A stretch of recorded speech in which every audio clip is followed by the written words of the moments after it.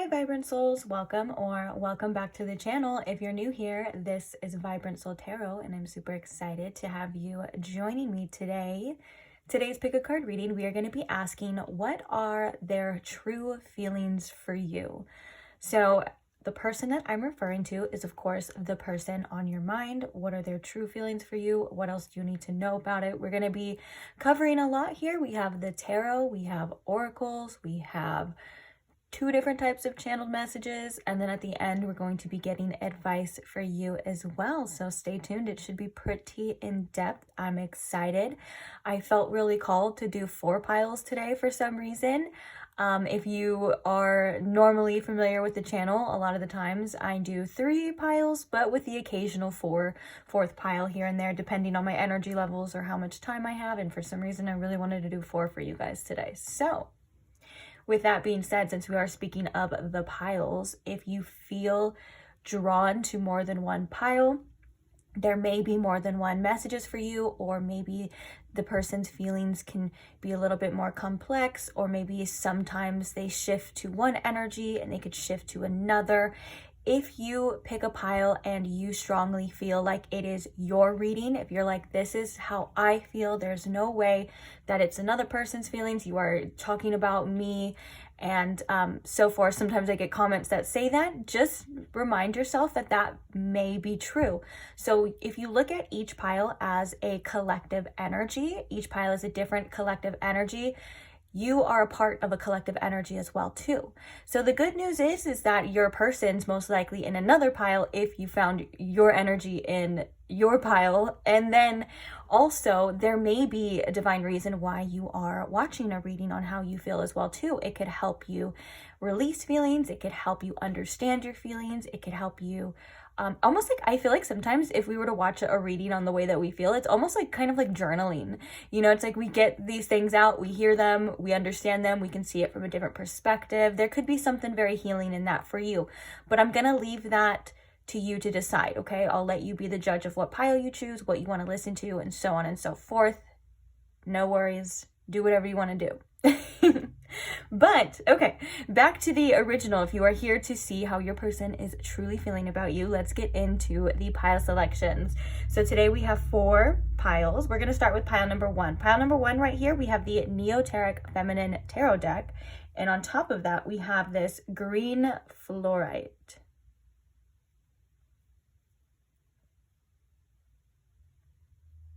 Moving along to pile number 2, we have the Tarot of the Cosmic Seed Tarot deck. And on top of this, we have this blue titanium crystal.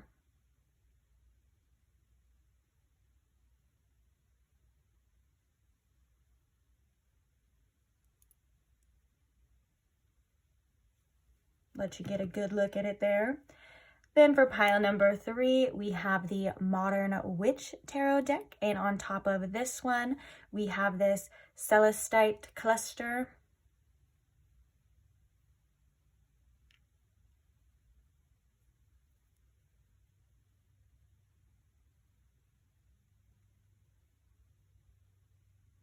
And then last but not least, pile number 4, we have the Fantome Tarot deck. And on top of that, we have this, I believe this is Caribbean blue calcite, even though it definitely looks a little green. It's Caribbean blue calcite.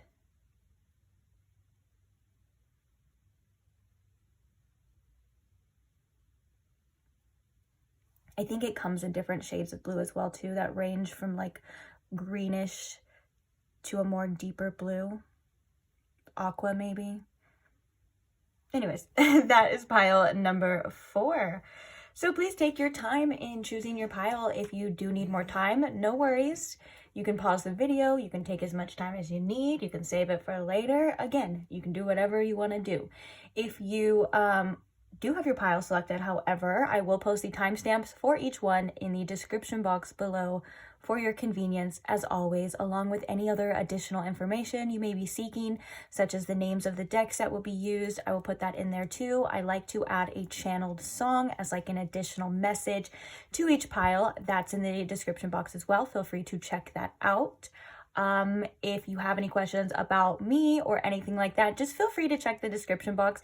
If you do not see your question answered, however, that's perfectly fine. Just go ahead and comment it, and I will try my very best to get back to you in a timely manner, okay? So that is all, my loves. I can't wait to see you guys at your reading, so I will see you at your pile. Bye! Hi, pile one. Welcome to your reading. If you chose the green fluorite, I want to call it a diamond because it's shaped like a diamond, but a diamond is something itself, but I think there's a name for that type of cut. I'm just unaware of it right now. But if you chose it, welcome. I hope you guys are doing well. Oh, also, if you chose the neoteric femme deck right here, you may have chosen that deck or been drawn to that deck as well. Either way, welcome to your pile. So today we are asking Spirit, what are their true feelings for you at the time that you are coming across this reading? So first things first, I want to ask Spirit, could you please tune me in to my pile one's collective energy? Please, Spirit, if you can show me and pile one what this person on their mind is truly feeling for them at the time that they are coming across this, please. Thank you. The intention is to always bring some sort of clarity and understanding to you, maybe even some comfort as well. So I hope you find that in this reading today. Do I want to shuffle one more time? I haven't used this deck in a while, so let's make sure it's nice and shuffled. There we go. All right. So Spirit, what are there true feelings for pile one here, please? We have the Two of Cups, the Six of Pentacles. What are their true feelings? The Two of Cups being the first card to show up definitely means that they feel a connection here with you. Let's see. We're going to get a little deeper. Find out why this is coming up for you. We have the Ace of Pentacles and we have the Queen of Swords. Clarifying the Two of Cups here. We have the Three of Cups. Clarifying the Six of Pentacles. We have the Eight of Swords. Clarifying the Ace of Pentacles. Woo, save that. We have the Four of Cups. And clarifying the Queen of Swords. We have, I'm going to take the first one that popped up that I saw. We have the Sun. But we also have the Nine of Wands, the Hierophant, and Strength coming through as well. So we have the Sun and Strength. That's lots of Leo energy that could be significant for somebody, but it doesn't have to be significant for all of you. Bottom of the deck, we have the Ten of Pentacles. And if you missed the intro, we're going to get some further clarifying oracles, some channeled messages, and some advice for you. But let's see what we have right here. What do we have right here, Spirit? How does this person truly feel about you? I feel as though with the Three of Cups clarifying the Two of Cups, there's something about you and your energy that really stands out to this person. I feel like they view you as relationship material. There is a connection. And whether or not this person is dating somebody else or dating other people, or they have tried to date other people, anyone else involved, it feels like there is something that stands out special between you and them.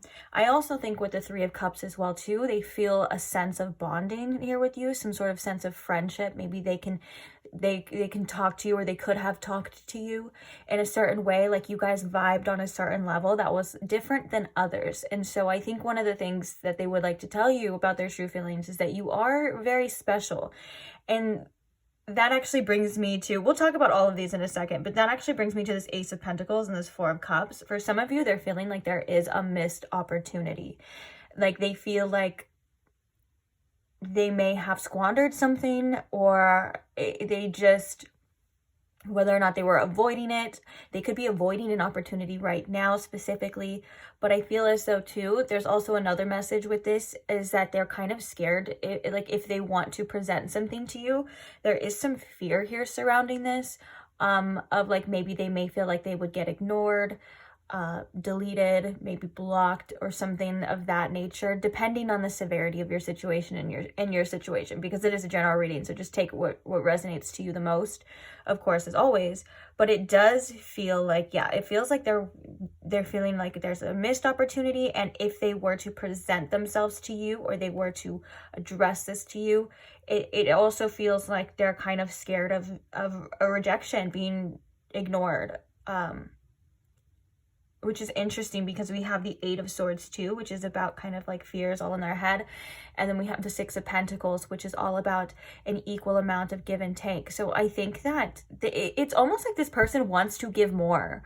They want to do more. They want to say more. They want to, you know, they want to give more in just many different ways. That's why I'm saying it, like in many different ways. But they're very much feeling very stuck in their head about this. And the reason why I'm saying in their head is because the 8 of Swords comes through when we are making things harder than they actually really are, when we are not seeing an outlet, or we're making problems, or we could be the own source of our problems, feeling like we're stuck, feeling like we're a victim, when there is always another solution. We're just not able to see it right now because there's too much going on in our mind. And I'm getting from spirit that this has a lot to do with fears. Okay, so like certain things, maybe they're listening to their ego, maybe there's like a voice in their head that says it'll never work, we can't do this, or they won't want this, or I'm gonna look stupid, all of these things. Okay, it could be one in particular, it could be all of them, but it feels like there's a lot of excuses here for this person not reciprocating some certain type of behavior, but even though they feel as though they kind of want to, which can be very frustrating, I feel like, on your end for sure. And I am sensing that there is a little bit of regret, because now I'm hearing your channeled song. So if you missed the intro as well, I do like to put a channeled song with each reading. You can check it out in the description box. But yours in particular was Must Have Never Met You. And so that song, I'm going to post a lyric video too, so feel free to check it out after this reading. But the parts that are coming up to me in particular right now is, whoever said the grass was greener must have never seen the other side. Okay, so and that actually ties in beautifully with that energy of like, is there a missed opportunity here? Or like, there could be other people, or maybe there were other people, but it's comes back to you. It circles back to you. The connection isn't the same. And so with that being said, I feel as though with the Sun here and the Queen of Swords, the Sun is like them wanting some sort of clarity. They may feel as though you at times want nothing to do with them with the Queen of Swords, and that could be rightfully so for some of you. And so they kind of want to know if you would be maybe more receptive to this, or if you would be very cold, or maybe I think some of them are even wondering, like, does this person even still care or have feelings for me as well? Because the Queen of Swords in the tarot is known for sometimes being very cold, but not in a necessarily bad way, more in like an integrated shadow way, as in like, you have to do what you have to do for yourself. She's also very smart and wise and perceptive, and she's able to see both sides, and she's still the feminine aspect. So there is still that empathy there, and there is still that intuition there.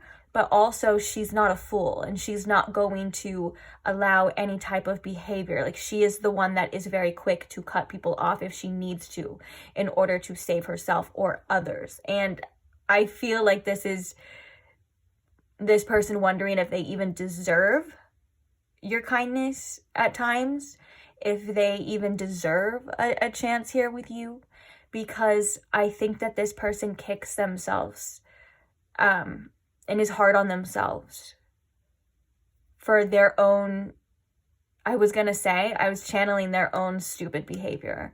So that could fit for some of you. If that doesn't, then it's basically their own mistakes or their own choices, if that makes sense. So let's get some oracles here. I think that, I wanted to talk about the 10 of Pentacles. The 10 of Pentacles is a future energy. Oh, yeah, and we have the Wheel of Fortune. I was going to say, I think that they think about the future, and what it holds and what it may be. For some of you, they even like, I would go as far as say maybe fantasize about the future a bit. I mean, and I think that they kind of hold on to that because there is a level of uncertainty, is what Spirit's saying. And it kind of makes them like to think about things in a certain way or hold on to certain things when there is uncertainty as a sense of comfort. That's like a coping mechanism. So let's see what the oracles have to say. Spirit, what else can you tell us about... Oh, there's guilt peeking through at the bottom. What else can you tell us about this person's true feelings for pile 1 at the time pile 1 is coming across this reading, please? Thank you. What are their true feelings? Door to value.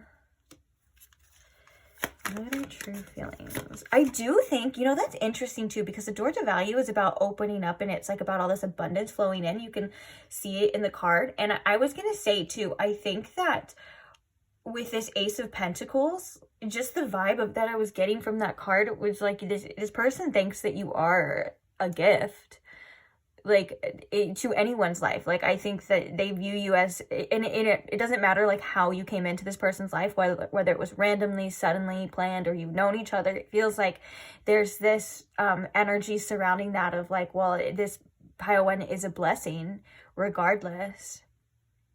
And maybe for some of you, you're holding true to your values as well with the door to value. But let's get a little bit deeper. So what else can you tell me, Spirit, about this person's true feelings? I'm hearing your channeled song again. Usually I never hear it that often. Well, sometimes I do, but I'll do different ones. So maybe there is something important for you guys in there. We have denial. I acknowledge my fear, but I replace it with the insight of awareness. Right away, the message with this is that I think that this person doesn't even realize some of their fears. I think that they are just so natural to them at times, or I'm hearing that their fears are very convincing to them, if that makes sense. Like, they may believe that, but instead there's like this sense of denying what's holding them back, denying certain things that they need to see correctly or clearly, I should say. Because when you replace that with awareness, then you're able to see, you're able to overcome, and you're able to make a different choice. If there's not the awareness there, it feels like it's a cycle, and you feel like you don't have control of it. But once you bring the awareness on something, then it becomes more so of a choice. You're more so in control because you're able to see it. Oh, look, we have women holding a coin too. Yeah, there is something about you and your value here. They could think of you as a very high value person.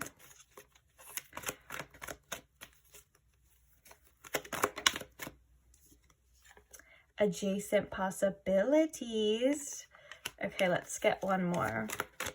Uncertainty about what the future holds, but also many choices. Let's see. How does this person truly feel about...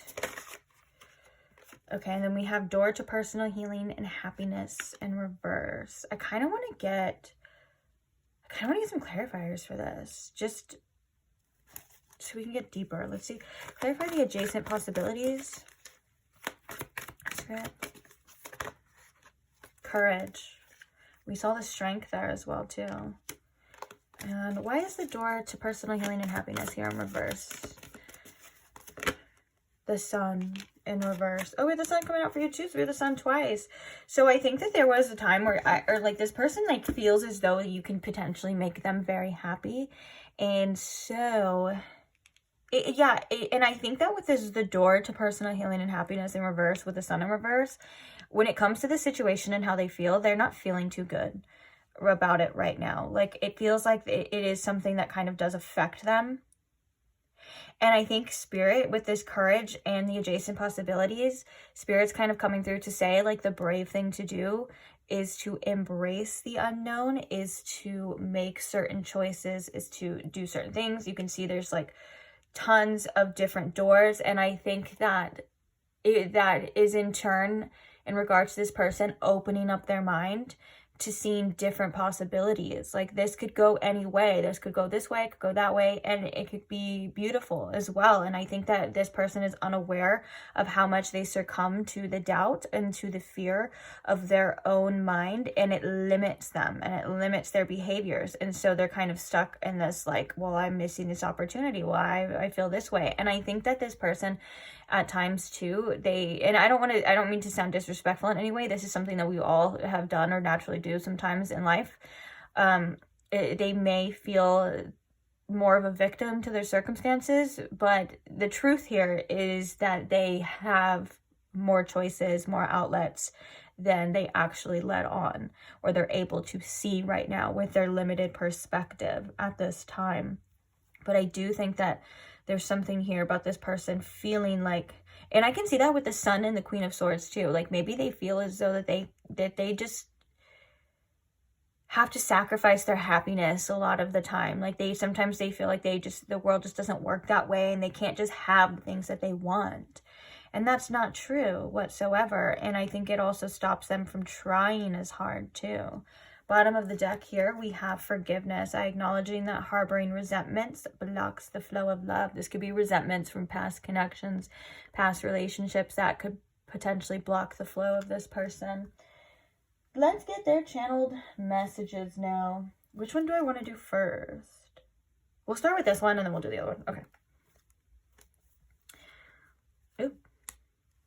I feel stupid coming up. Interesting. So Spirit, how does this person truly feel about my pile one?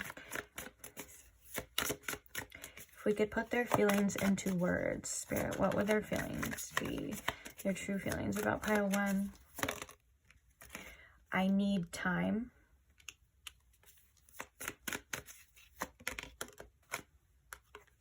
I'm scared.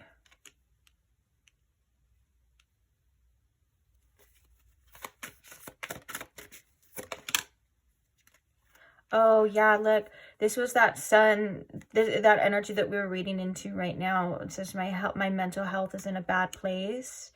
It feels like, yeah, this person may have other things going on mentally rather than just this situation too. Like they could be dealing with their own, their own mental issues. I don't know why it sounded like I was going to say mental illness. I was not going to say that. I didn't mean to say that. But, we all go through hard times. The door to personal healing and happiness in reverse with the Sun in reverse is giving me like maybe this person is going through what feels a little bit of like a depressive episode. And I'm not clinically saying, I'm not a psychiatrist, and I'm not saying that this person has depression, but we all can get down in the dumps, or this person may, depending, like I said, it is a general reading, but just take it with a grain of salt. Okay. So it does feel like this person just isn't in the best place at this time. Okay. Was it this one? Okay, it doesn't matter. This is the one. So we have you will leave me. And we were kind of seeing that as well too, of like this person making those assumptions in the beginning, weren't we? When they're like, well, there are a lot of excuses. And I don't mean like this in a like mean way, I guess I would say. Like it's just how this person's mind is kind of working right now. They kind of seem a little down in the dumps a bit. And I can kind of feel that energy as I'm channeling too. Bottom of the deck back again is I feel stupid. Let's get the other channeled message deck for you. So for pile one, how is this person feeling right now? Spirit. Oh. I wanted to reach out, but I kept stopping myself. Oh, we were seeing that too. Where did you even come from? I just saw I'm embarrassed. I acted so immature. That could be tied into whatever this person is feeling. Like they're kicking themselves. They are being really hard on themselves. If you didn't know that, like if you didn't think that they cared or anything like that, they definitely do, but they're blaming themselves too. So for whatever reasons. You make me so proud. Aww. Oh. We have, I want to get to know you more. I just heard see a different side of you, specifically. I want to see a different side of you. With this, I want to get to know you more. I'm head over heels for you. Let's get one more from this deck, Spirit. How does this person truly feel about pile 1?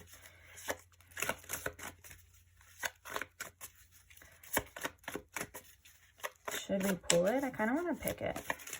I'll pick it for you. No! I wanted to pick it. Okay. I regret so many things. I'll pick one still. Losing you is my karma. Okay.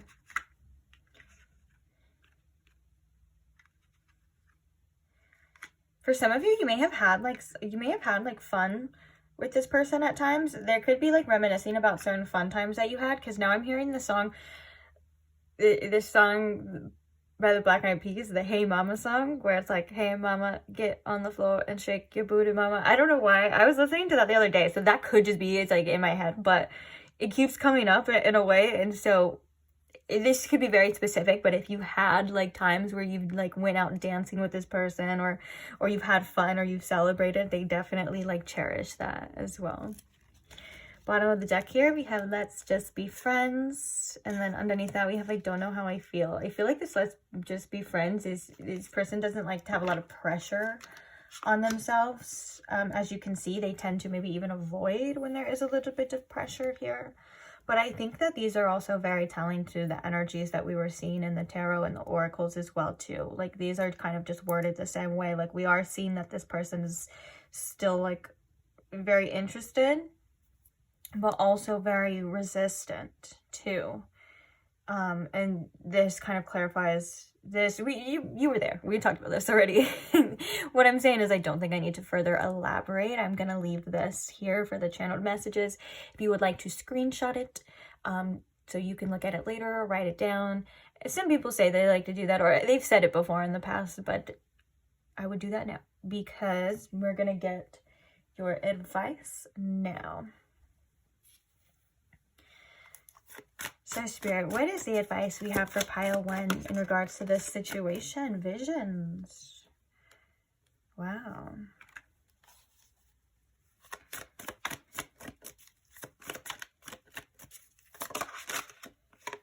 Make it look like night.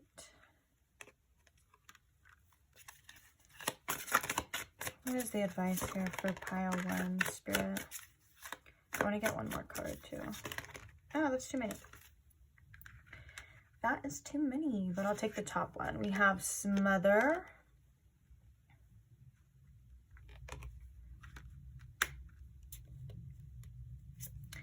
And rainbow transference.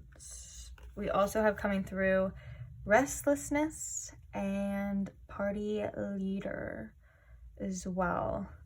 I feel like with this restlessness too, there's a need for a little bit of patience just in your life in general. And I know that some of you may, oh look, we have be free, do what you love at the bottom. I love that. And I know some of you may like want to roll your eyes because you probably hear that all the time. I know I do too, all the time. Okay, and I'm an Aries moon. My Aries moon does not like patience, but in the grand scheme of things, it's a way of granting yourself grace. It's a way of granting yourself some peace and giving yourself some time. It's a form of self-love. In other words, sometimes it's giving ourselves patience. It takes the pressure off of the timing. It takes the pressure off of needing to know everything, to do everything, to have everything. It's really just kind of sitting pretty, in other words, and allowing things to unfold in the ways that they're meant to, is what I'm getting with that restless energy. And I feel as though with this visions card, you do have a great outlook for your life and the things that you want. And Spirit is saying that those things are possible. Make sure you're feeding that side of yourself as well, too, of the things that you want. Maybe for some of you, this is a call to get specific with the things that you want, whether that's in your life, your career, your relationships, yourself, You know, spirits, like it's good to have a vision, it's good to have goals, it's good to have these things, and you can also see what is aligning with you and what's not. And I'm talking of more too, like that could be this situation, what's happening right now, and it doesn't mean you have to make any rash choices. It's just that you are kind of in this form of manifesting something, manifesting better. And it can also be a way of showing how your own choices align with what you want as well too. So maybe getting really specific, or writing things down, or doing, or just figuring it out on the grand scheme of things. If you're watching this when I'm filming this, it is the very beginning of 2025. We are in January, so that could be a call as well too, to set some goals for the year,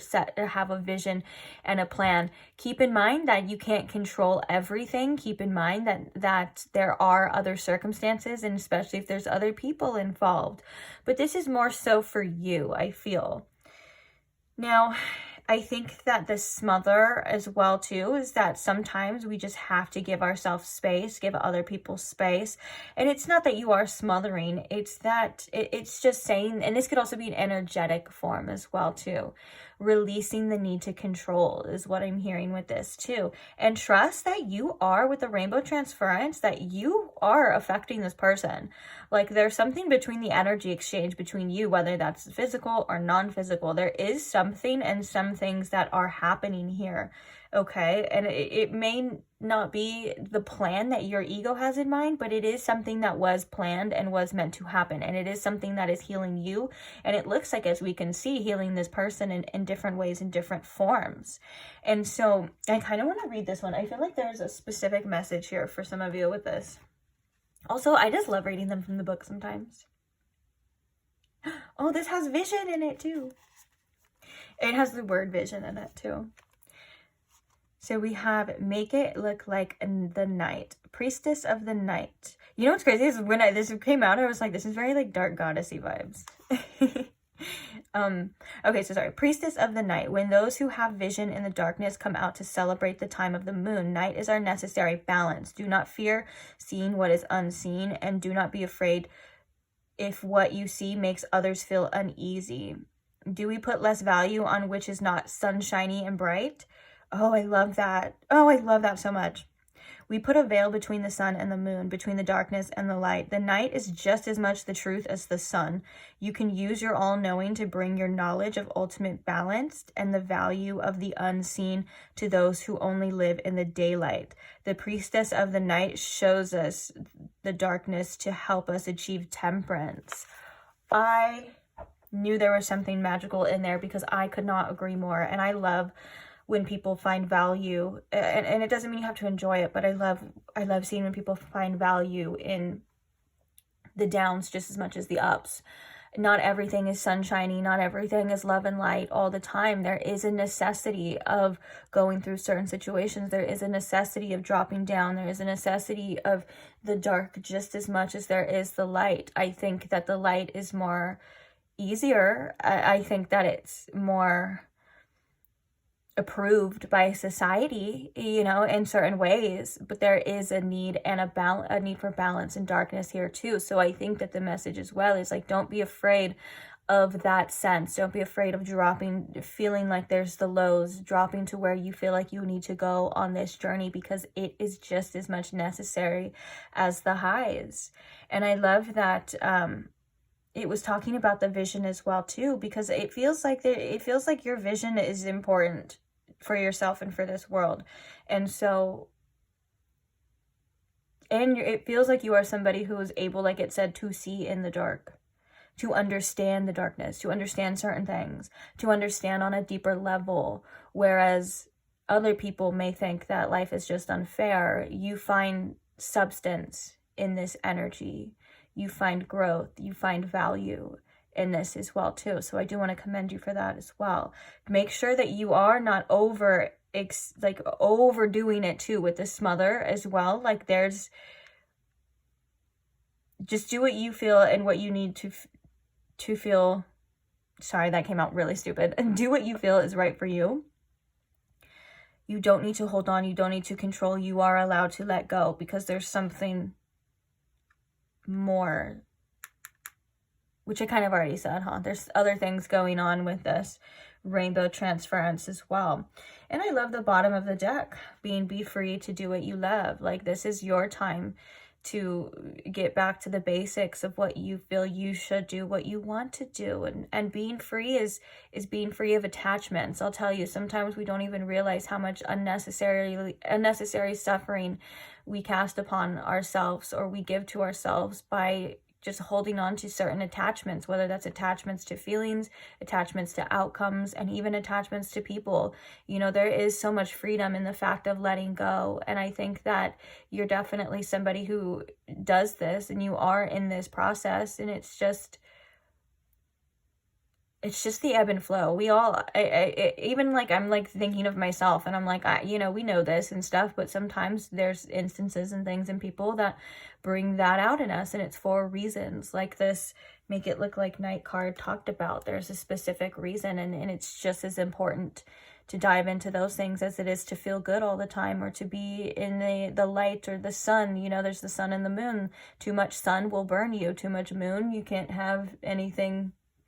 Like the plants and the environment and things, they'll die. Well, not necessarily.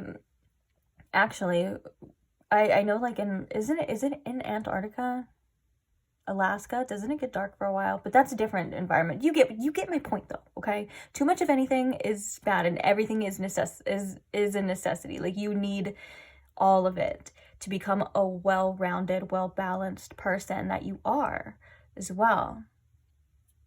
And also in this, I think that there's something about your intuitive abilities growing, flourishing as well. So lean into that too. I do think that there is something here specifically for some of you about your psychic abilities and what you are able to see, foresee, and do. So if you want to look into that deeper, Spirit's kind of saying definitely do that. There's some gifts here for you that you have. So I'm going to leave that message here. I think we covered it. I think that's it for you. I want to say thank you for being here. Thank you for listening. Thank you for allowing me to read for you. I love you guys so much. Also, thank you to those who followed my brand new Instagram. If you want to check that out, I'm going to do little mini pick a card readings. There was a concern, or I got a message and on there, and there was a concern, a comment that I'm not going to be doing the pick a cards on here anymore. Just know that's definitely not true. YouTube is my first priority, of course. And so that's just a little extra fun thing to do on the side. So if you want to follow that Instagram, go ahead. If you want to keep on here and not follow it, go ahead too. Just there if you want to look at it. But other than that, thank you to those as well who like the videos on my YouTube. That's so much support for me, and it does wonders. So thank you very, very much. Also, thank you to those who comment and share your stories and experiences. I'm sure you help other people without even realizing it. People that can relate or understand or hear you, or just whether or not you validate their own feelings. You never know who you affect as well. Thank you for the support from me, and thank you to those who are subscribed. I love doing these readings for you. Feel free to let me know if you would like any other different types of readings. I have some other readings coming in the works as well. Two love-based readings, two non-love-based readings, so feel free to check it out if you are looking for like non-romance readings too. For some reason, the YouTube doesn't put it on a lot of the subscribers like feeds as much, so you may have to go look for it. I have a separate folder for them, but they are there, okay? Maybe they're there when you need them too. Maybe they'll pop up whenever you need them. But other than that, I think that's it, guys. And I'm out. So I will see you guys in the next one. Maybe another pile, whenever. But I will see you there. Bye. Hi, Pile 3. Welcome to your reading. If you chose the titanium-coated blue crystal, or if you chose the Tarot of the Cosmic Seed Tarot deck. Either way, welcome. So today we are looking at their true feelings for you at the time that you are coming across this reading. So I hope you guys are comfortable. Hope you guys are settled, ready, and open to receiving some messages here. It is a general reading, so just take what resonates for you and leave the rest or other details for somebody else. And let's invite Spirit. Spirit, if you could please tune me in to my pile two's collective energy, and if you can please show me in pile two with the most clarity how this person on their mind feels for them. What are their true feelings at the time that they're coming across this reading here, please? Thank you.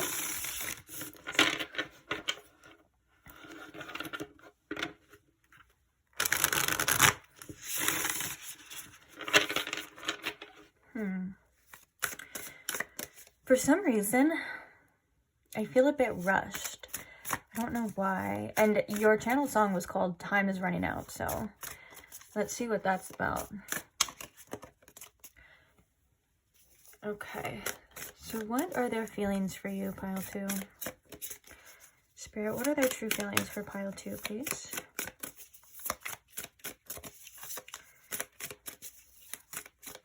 What are their true feelings for pile two? We have the High Priestess.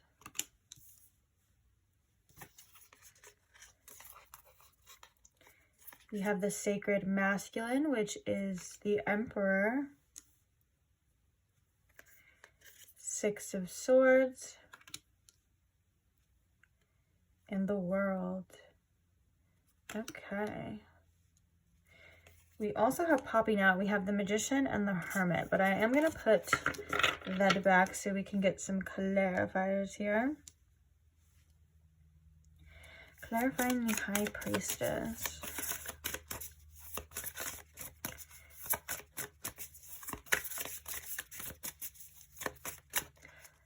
Clarifying the High Priestess, we have the Messenger of Cups, which is the Page of Cups here.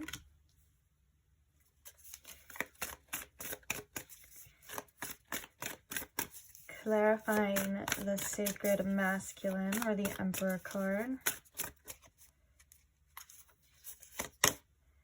We have the Ten of Pentacles. Clarifying the Six of Swords.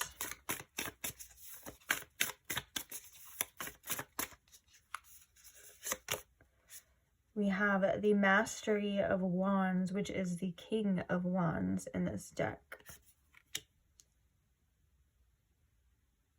And clarifying the World card.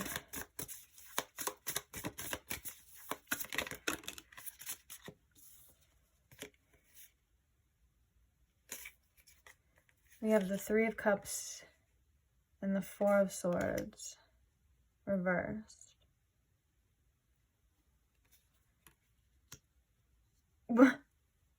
Sorry.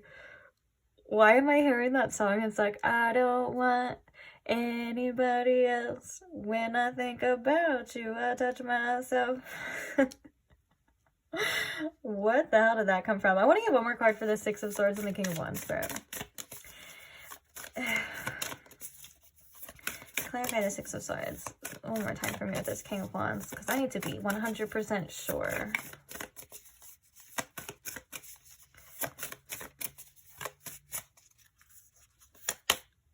The Five of Cups. Yeah. I think it's like this person doesn't know what they should do. Sometimes with you. The Six of Swords was giving me like an energy of like, should I move on? What's going to happen? And the King of Wands is like, well, I need to take charge and do what I feel passionate about. But the Five of Cups coming to me again is kind of telling me that maybe this person wants to relieve themselves of some sort of like heartache or rip the band-aid off. There's something here of that nature. So let's talk about it. We'll get further details. Bottom of the deck, we have the Messenger of Swords, which is the Page of Swords. Interesting energy for the bottom of the deck, actually. So let's talk about where we started with the High Priestess and the Page of Cups. This person feels very intuitively drawn to you. They definitely get intuitive nudges about you. And there is something about these feelings, needing to explore them a little bit more. I think that there's a sense of curiosity about you, maybe even a sense of mystery that they feel surrounding you as well. But definitely on a deeper intuitive level, the Page of Cups is saying that there are some feelings here in regards to this situation. And it's interesting because the Page of Cups can also be it can be a very intuitive energy, even though it still is a page. It could be about surprises and mysteries and things like that, just depending on where it's at and how you look at it, and obviously the reader and all that. But it makes me feel as though there's a kind of a surprise for their feelings for you. Like maybe they, and they're also feeling like these feelings with you are worth exploring. They're worth seeing deeper, seeing more. Now, I think that it almost makes me feel too with the Emperor here and the 10 of Pentacles, there's a want for a stable future.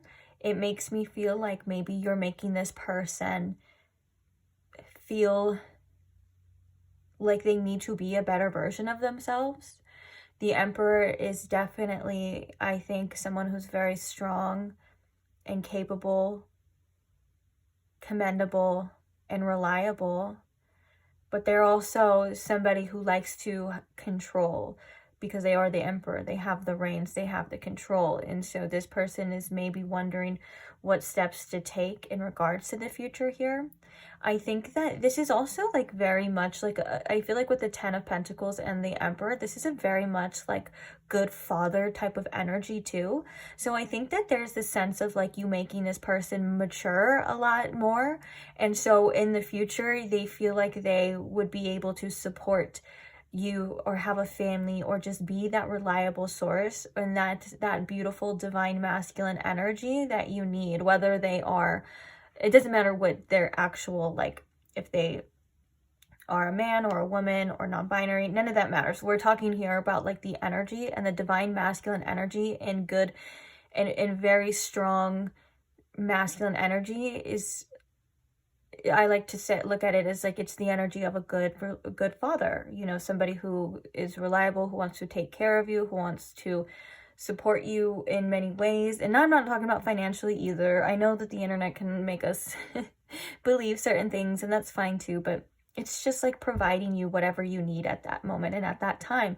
And I think that you make this person want to be better. I think that you make this person want to feel more secure within themselves and grow and enhance. And I think that that is very beautiful.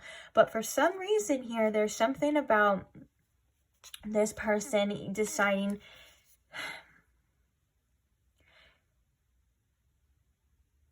okay, that makes a lot of sense too. I was very drawn to the rainbow in this card with the Six of Swords, if you can't see it. And the Six of Swords is definitely about moving away from certain conflict. And that's why you can see it's kind of dark over here. And then there's the rainbow, which indicates the end of a storm.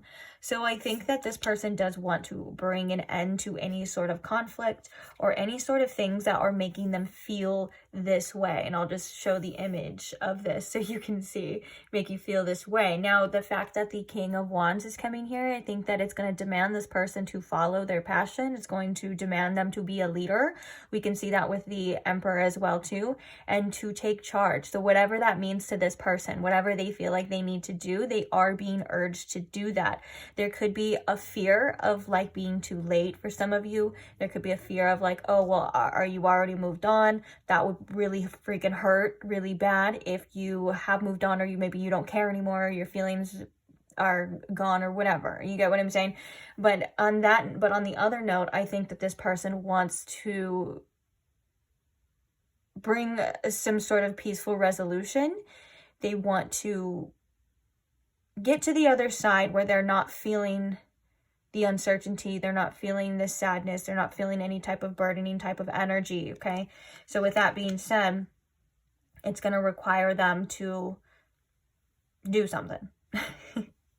And with the World here, and the Three of Cups in reverse, and the Four of Swords in reverse, I think that it's very telling of like, there's a lot of fish in the sea.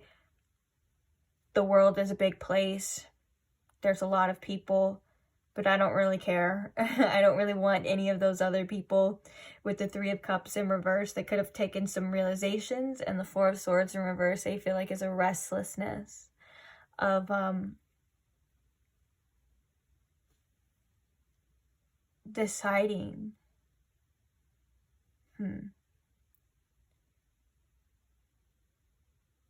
There could be something ending in this person's life too, like a cycle or whatever, and they could be seeing something from a completely different perspective at this point in time that you're watching this.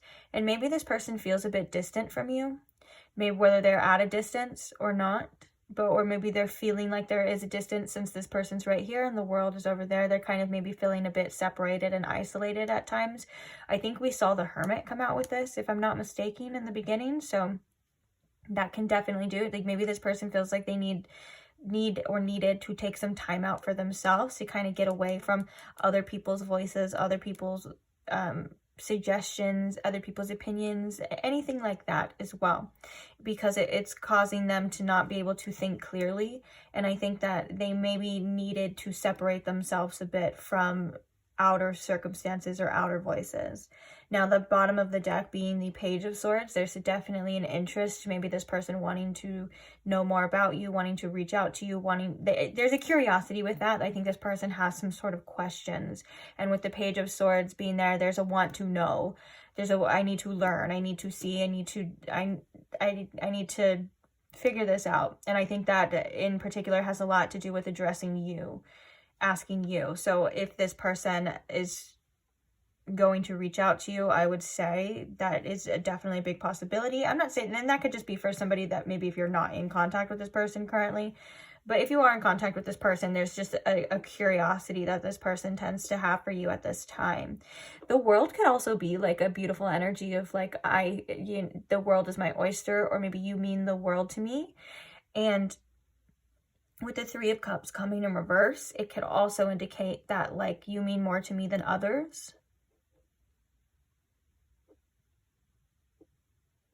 And I think that this person thinks that they may lose sleep over this connection at times too. They may overthink with the Four of Swords, because the Four of Swords upright is normally resting your mind. And so in reverse, it kind of makes me think that there's certain things that this person just can't seem to let go of right now. And they are causing this person to be in some sort of restlessness type of energy as well. And that could be maybe a distance. That could have something to do with this distance for some of you too.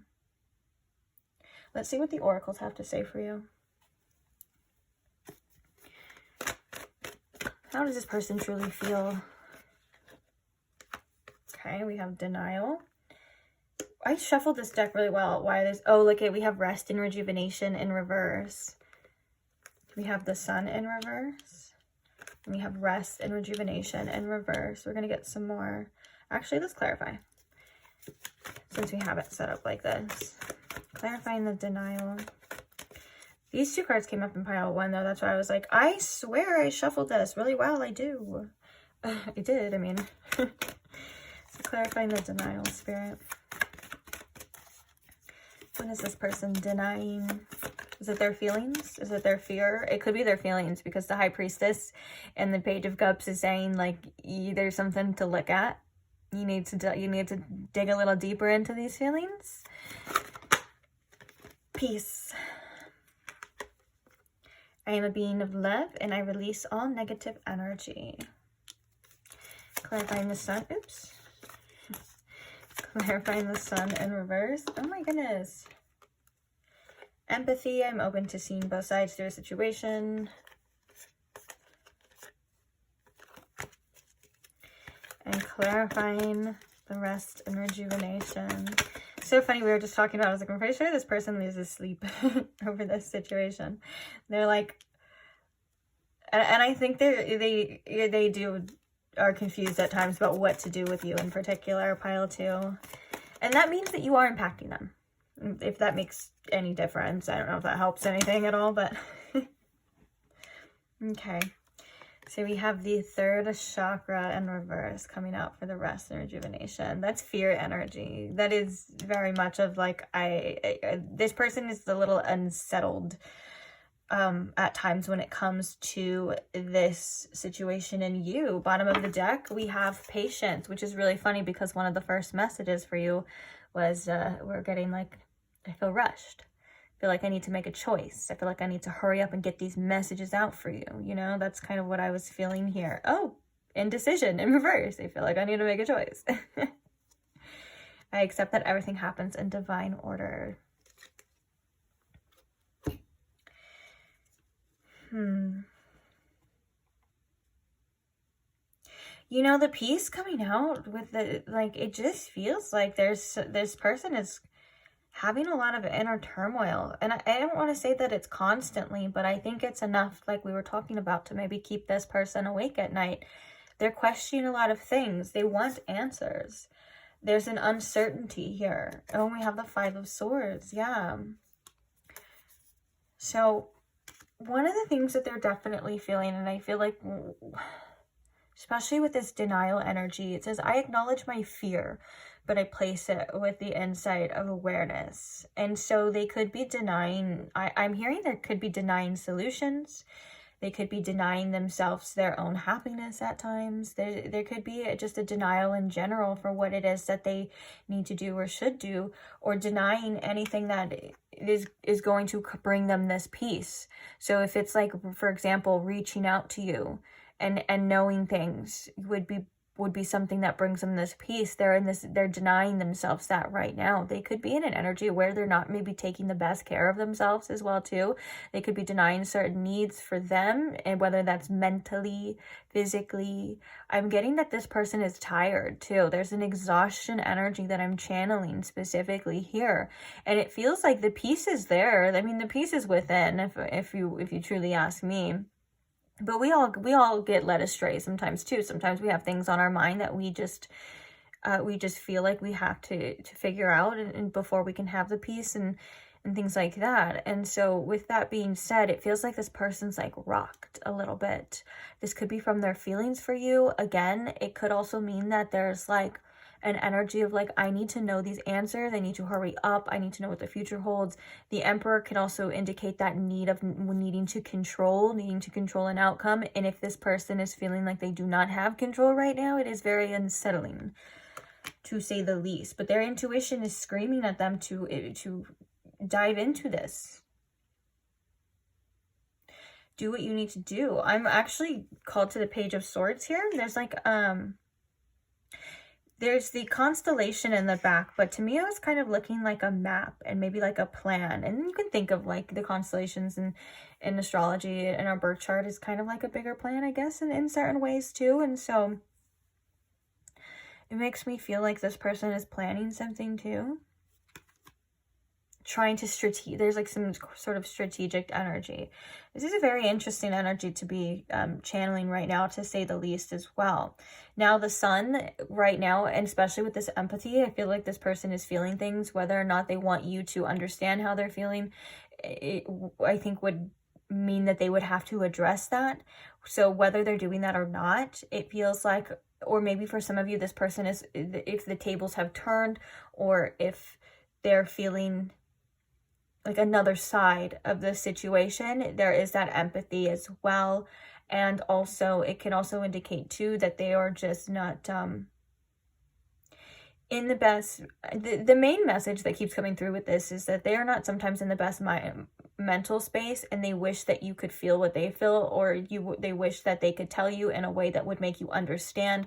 For some reason, they're not able to do that right now. And it's not that they want to like hurt you to make you feel that way. It's like they want you to see what they're going through, because it may look different on the surface, if that makes sense. It may come off as something differently, but they were like, man, I wish pile 2 could just know what I'm going through, could just know how I'm feeling on the inside, and why it's maybe affecting me, or why it makes me do the things that I do, or I'm not addressing this, or I am doing too much. Whatever the case is, you get it. And so it kind of feels like this is a very like Nine of Swords. I would definitely say the rest of rejuvenation with this is like Nine of Swords energy. For those that's like anxiety, for those that don't read tarot, that's like anxiety, a lot on their mind, maybe even a lot on their plate. For some of you too, like with the Three of Cups and the Four of Swords in reverse, maybe this person, like they've chosen at times, like if they are like a partier, or they've been recently like going out with friends, it's causing them to like exert too much energy, like they need more sleep. Just like a general type of energy of this is like they need more sleep. Yeah. And so they may unintentionally be distancing themselves. And like that, I think that's like they don't mean to. But it just feels like they're mentally, they're like not, yeah, it's like they're mentally like not in the best place. Let's see. Let's get some channel messages, shall we? And let's see what's really going on. So Spirit, how is this person feeling? What are their true feelings right now? If we can put it into words. This is the first one that came out with pile 1. I need time. The very first one too. Interesting. I miss you, but I lied to myself. I miss you so much it hurts. You will leave me. And my mental health is in a bad place. Bottom of the deck is I trust you. Why did I want to question that? Like, do you? Do you? I don't know why. Maybe they don't trust themselves. Interesting. Lots of denial. I miss you, but I lied to myself. Ooh, this makes a lot of sense. Does it not? Like, now reading these messages from what we were channeling, that kind of makes a lot of sense. Let's get the other channel messages for you.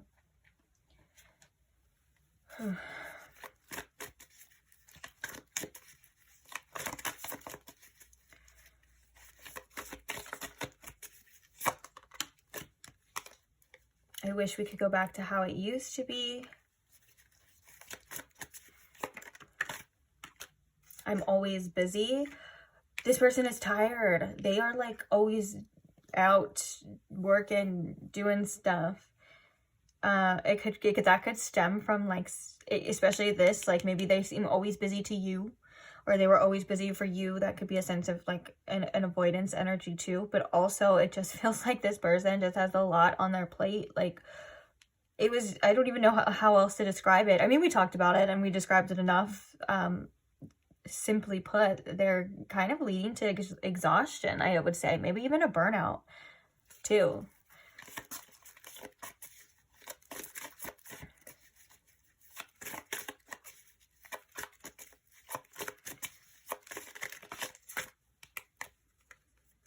I need time to cool off, and I don't know how to act around you. So we have a lot of this person like needing space or feeling like they just need time to figure things out. I see you in my dreams all the time. Shut up. That was your message. When I think about you, I touch myself.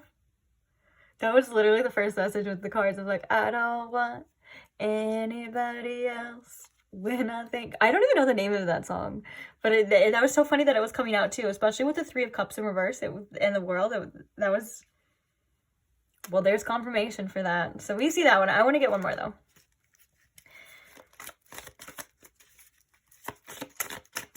One more channel message from this deck on how this person feels about pile 2, Spirit.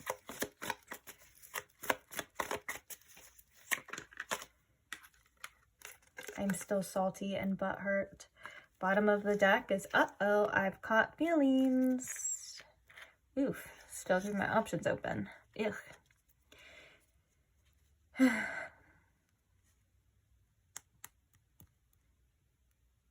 Yeah. Feels like it feels like this person isn't necessarily in the best energy for like a connection, like a deep connection. Not saying that they can't do it or they don't feel it or anything like that. It just feels like, do they even have space for it right now? It feels like there's an overwhelming energy to this. And I think one of the things with that, the message too, now that I'm seeing that we have so much of like, I need time to cool off. I think that at the same time, this person still feels that anxiety, or it feels that pressure of like, okay, I need time for myself, or I need to cool off, or I need my space to do this, but they're like, oh shit, like, am I gonna lose pile 2 at the same time? And so I think that that is that conflicting energy. We were seeing that in the tarot, weren't we not, when we were talking about, okay, like this person's like, if I take action, is pile 2 gonna be moved on already? Because that would freaking suck. Very interesting. This person is a very interesting individual.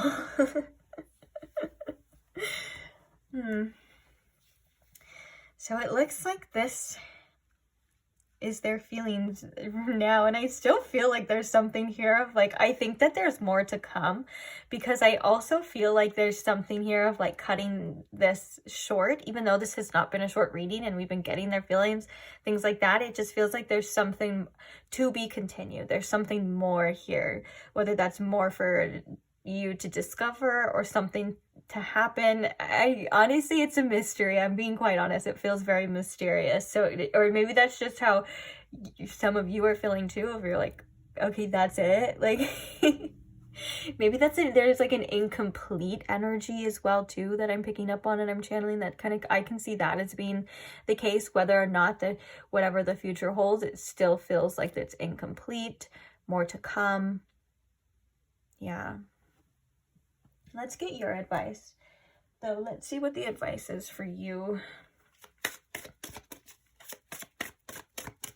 Spirit, what advice do we have for pile 2 in regards to this reading here? Please and thank you. Body. With the number 56. Restlessness. The restlessness can go both ways as well. But I feel like in your end, it's more like they're feeling like they need to do something with that's their kind of restlessness. And they also, they need rest for sure. They need sleep. And yours is like you're waiting for something. I feel like you're kind of waiting for something, and you're like, well, is it going to happen? Is it not? Come on. And I think that's where like your restlessness may be stemming from for some of you. So let's get some deeper. I want to get 4 of these cards for you, then we'll talk about it. We may even read one out of the book. I always like to. Everything you need to soon.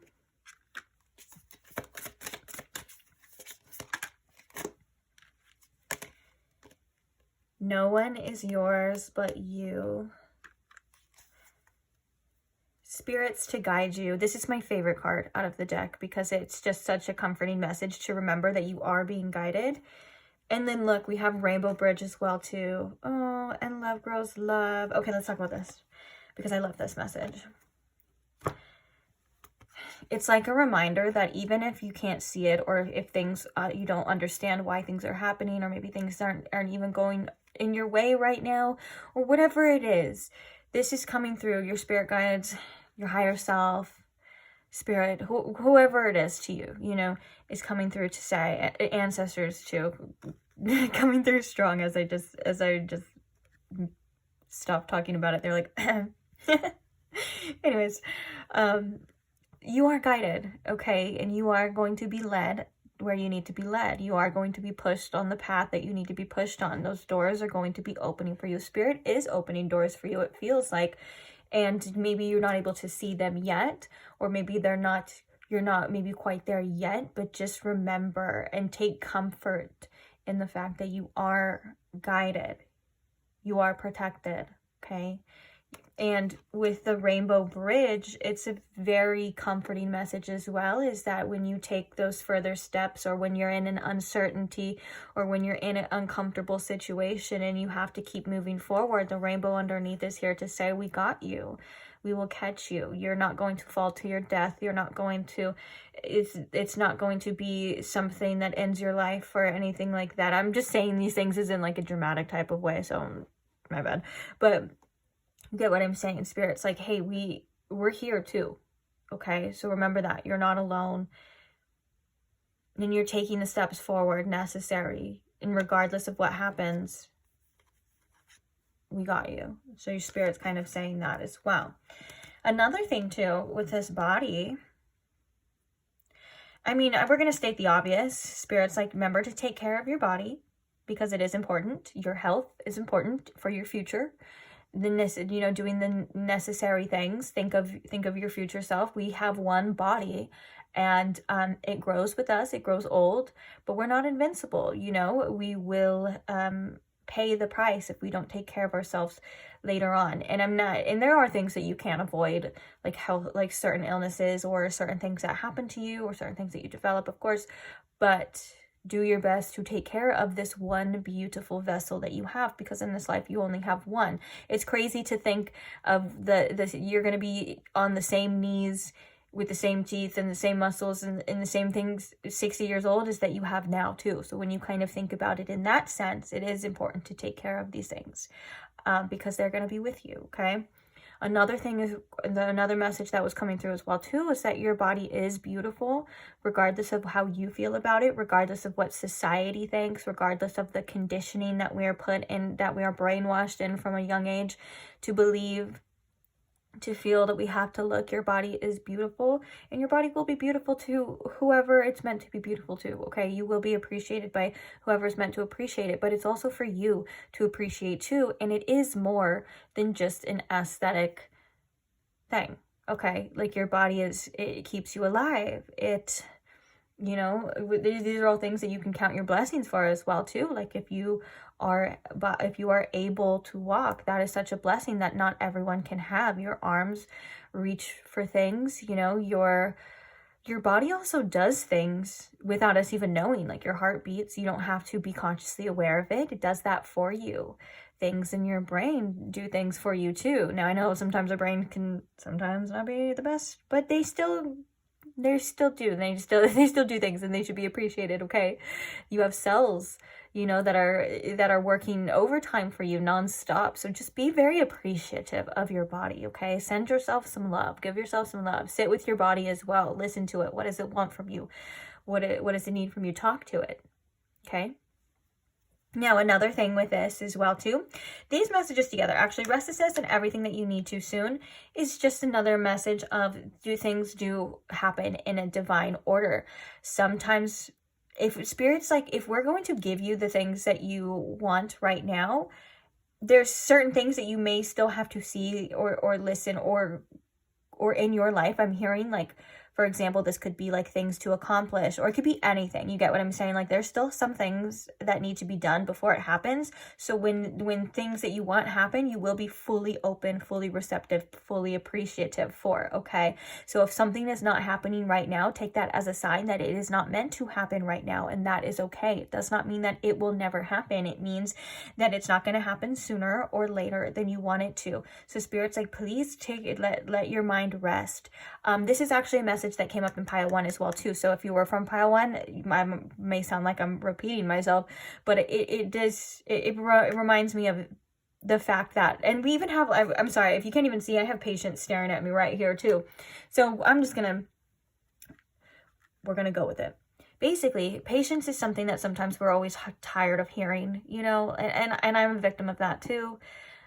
Basically, like, when I hear sometimes someone's like, you have more patience, I'm like, yeah, I've been patient, I understand. But when you look at it in the fact or a way of, like, patience is giving yourself grace, patience is giving yourself time, and it's almost like a form of self-love. You're like, I'm going to give myself patience. I'm going to give myself the time and the love and the energy to know that things are going to happen when they're meant to happen, and whatever's happening right now is meant to happen right now. It's a form of grace for yourself to say, hey, I don't need it right now. I don't have to have it right now, because if you don't, or if you feel like you do but you don't have it, then it's like, that's just an attachment that is going to cause unnecessary suffering, is it not?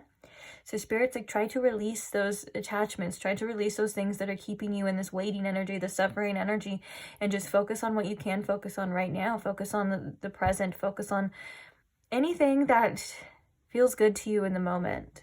That is good for you too. But you get what I'm saying, right? You get where I'm going. Like, there's a need to kind of release that pressure and that weight from yourself of needing this to happen this way, needing it to work out, needing to know.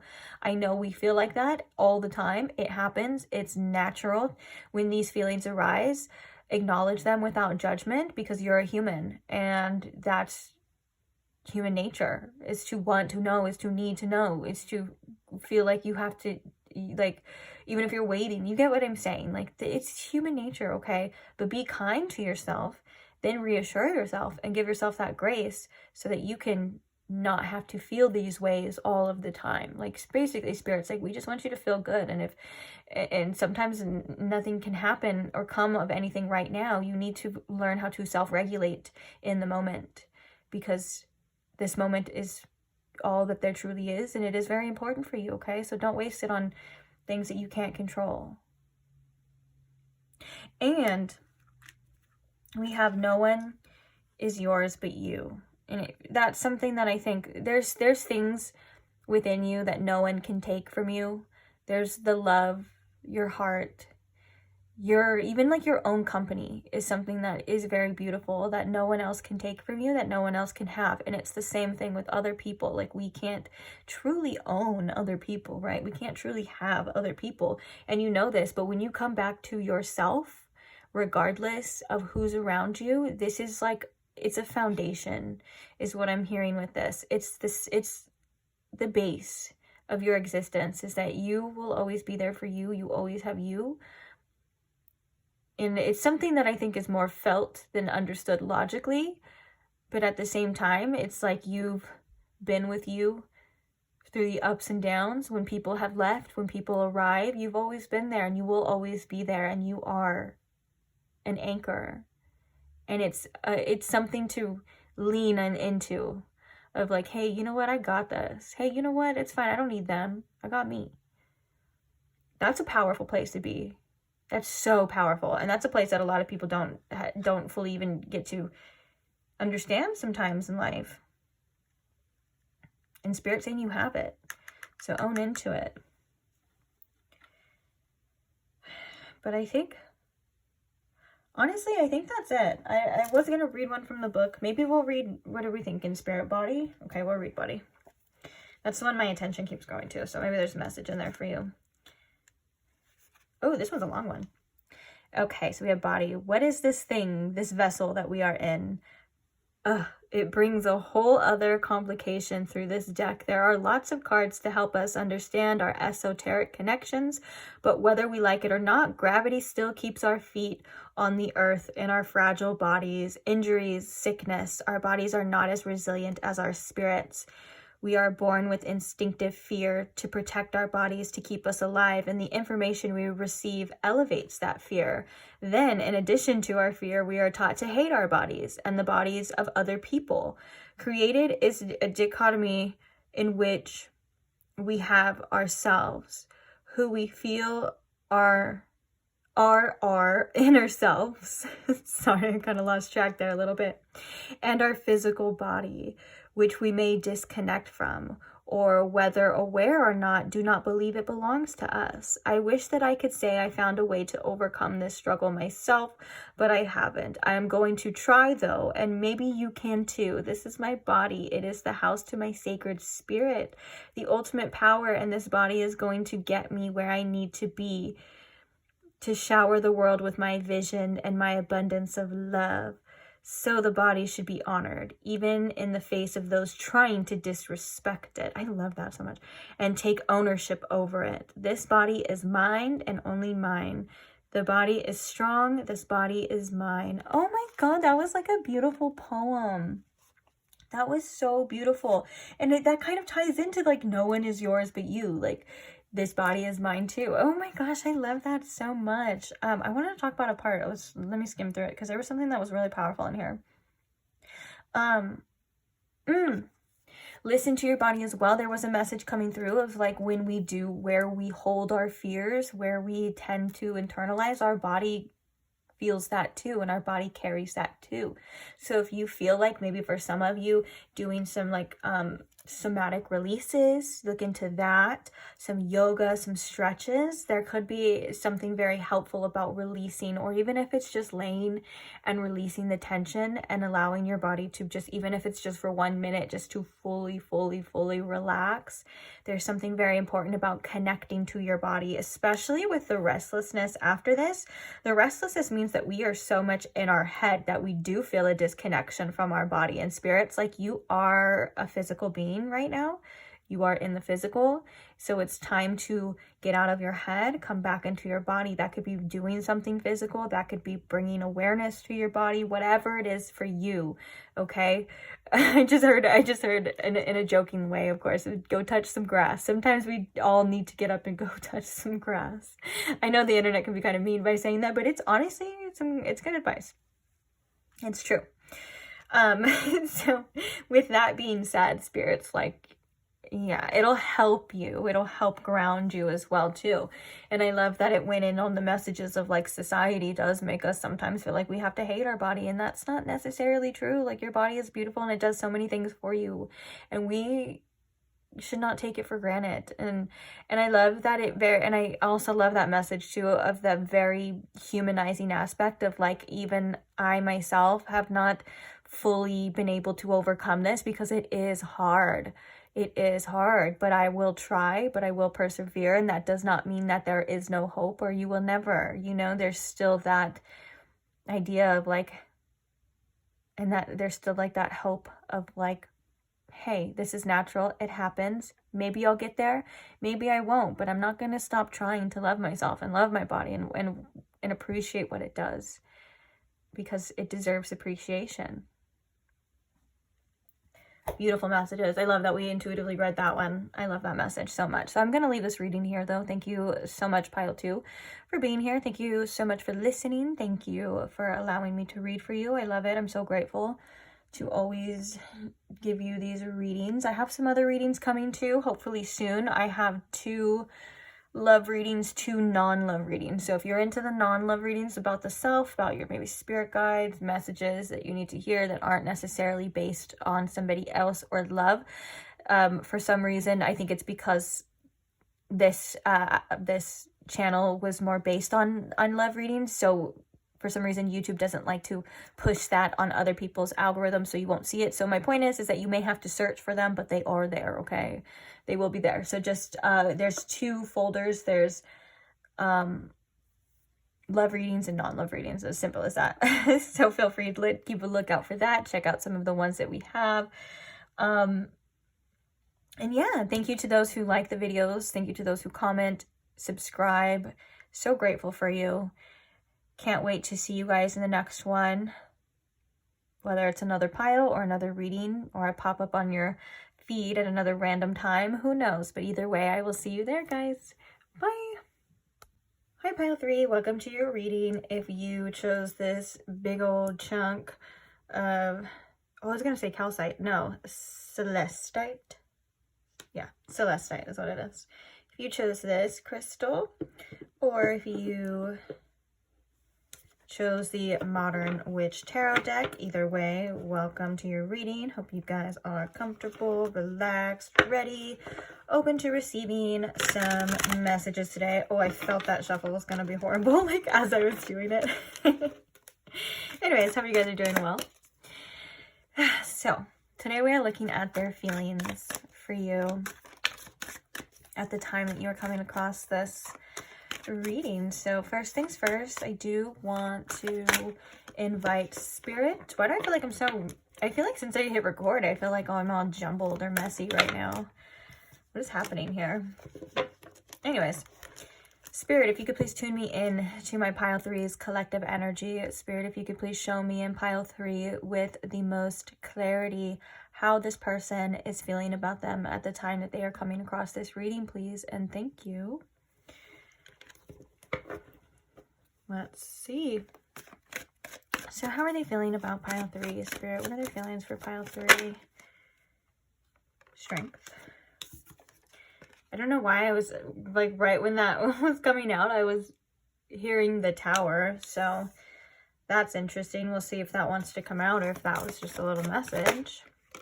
We have the Queen of Pentacles. How are they feeling about pile 3, Spirit? The Knight of Wands.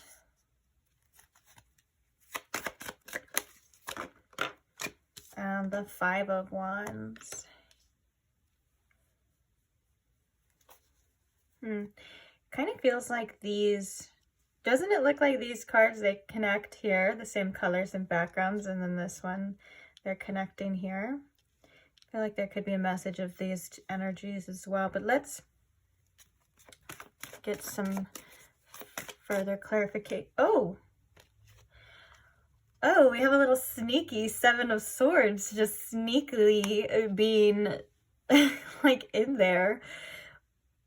Maybe there was some, is there sneaky energy happening? There's something going on here that maybe you weren't able to see, or that kind of came out as a surprise.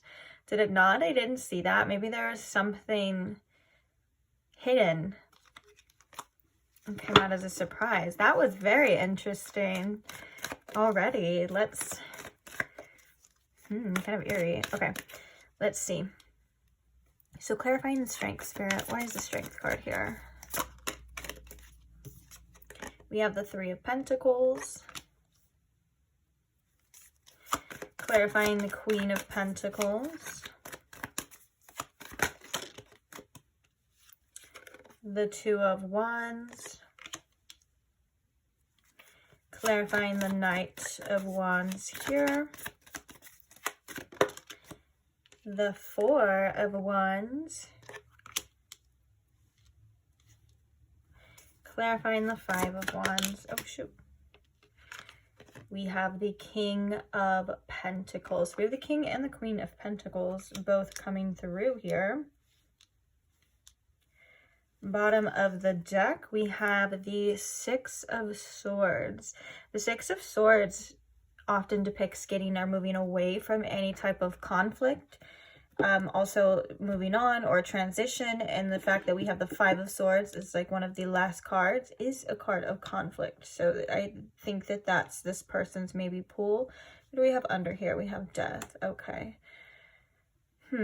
Death in the 6 of Swords can also be indicative of this person feeling like they need to let go. Whether that's let go of the situation completely or kind of let go of control. We'll talk about what I'm seeing here, because there's an interesting energy coming through, particularly about this person and their want to be like need. I didn't even mean to say that. Okay, let me start over. There's a desire to be in your energy. There's a desire to be around you. There's a desire to be just close to you in a certain way with this 3 of Pentacles. Now, for whatever reason, this person is trying to be very strong about this situation. The 3 of Pentacles is also a card of like working together, like teamwork and things like that. So maybe there is an outer energy of like you are making this person stronger, like you are helping them become a stronger person. But for the most part, I think that there's just a great appreciation for your energy. Even this person is drawing, like maybe they're viewing you in such a beautiful light, in a beautiful way, an artistic way. But nonetheless, it makes me feel like there's a want to just be around you. And for whatever reason, whether they're holding that back or they're not able to, whatever the reason is, it could be many different reasons, they're trying to be very strong about it. Okay, now we have the Queen of Pentacles and the 2 of Wands, which makes me think that there's a vision here for you that this person has. There's something here about the future, about a plan, and about something, whether that's to offer you, because they're viewing you as somebody who is ideal.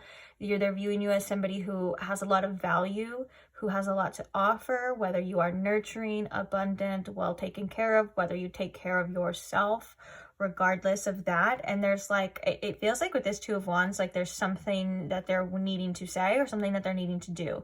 The 2s are also about decisions as well. And so I feel like there's maybe a need to decide to go in a certain direction, and that would be leaving some past things behind. So leaving, whether that's past hurts, past pains, or it could just be past like behaviors whatever it is that this person is needing to kind of leave behind. They're acknowledging that they can't have these past things and move forward in this situation or have you at the same time, because I'm definitely acknowledging the fact that this person has their back faced to one wand and facing forward. So leaving one thing behind and moving on to the next thing, which is tied to this Queen of Pentacles, okay?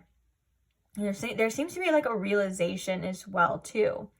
Now, I do think that there's a tremendous amount of passion for you with the Knight of Wands here too, but I think that this person likes to have a lot of fun. I'm going to be honest, this with the Four of Wands makes me think that there's this really fun, maybe a little crazy side to this person.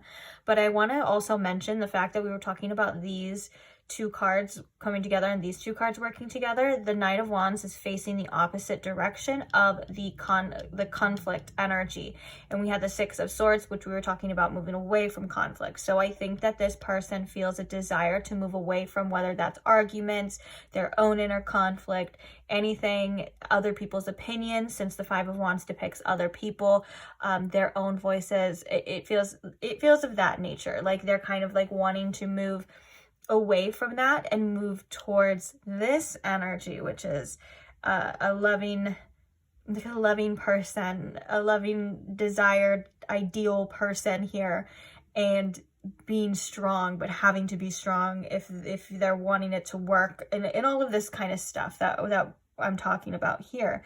Now, the King of Pentacles with the Five of Wands, I think, like, regardless, there is a need to stay grounded regardless of what is happening internally, externally.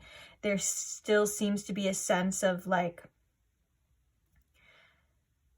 I know what I want, I know what I need to do. Maybe this person is like, there's a sense of a structure here, but also it feels like maybe this person struggles with that at times, because the Five of Wands can be like a struggle, and it could be like a challenge as well. And so it's like one of the challenges that they're needing is to match your energy, is to meet you where you need to be met at, to be that ideal partner, to be that person that you deserve. That's something that they're kind of working through as well, because the Knight of Wands is very opposite energy to the King of Pentacles. The Knight of Wands is a very fast moving energy. It goes where it wants to.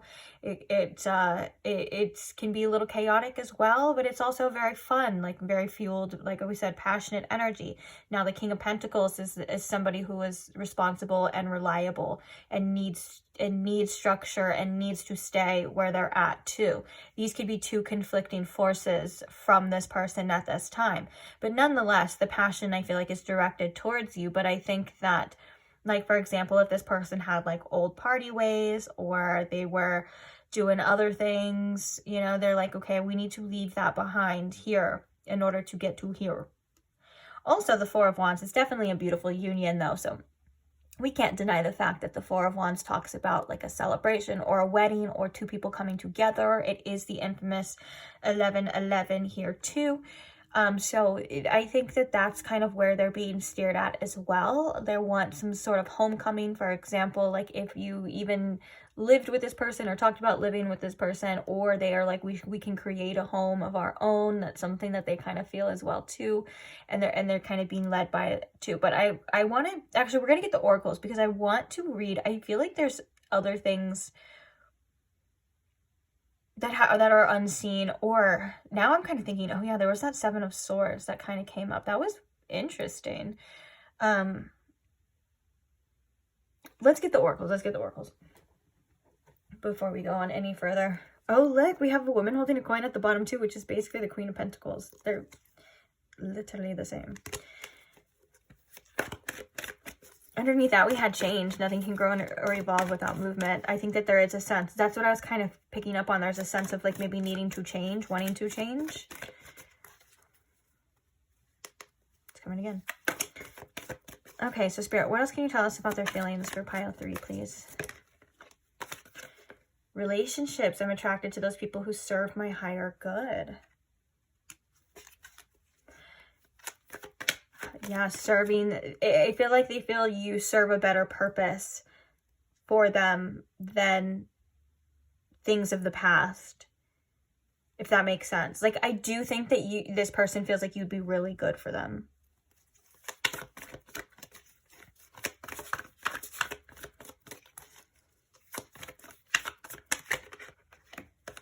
We have the World. How does this person feel? Oh, we have a bunch of cards coming out. We have Patience, second chakra in reverse, Goddess of the Moon, and Abundance coming out as well. So we have Abundance. I am a limitless being and I can manifest whatever I desire in this physical reality.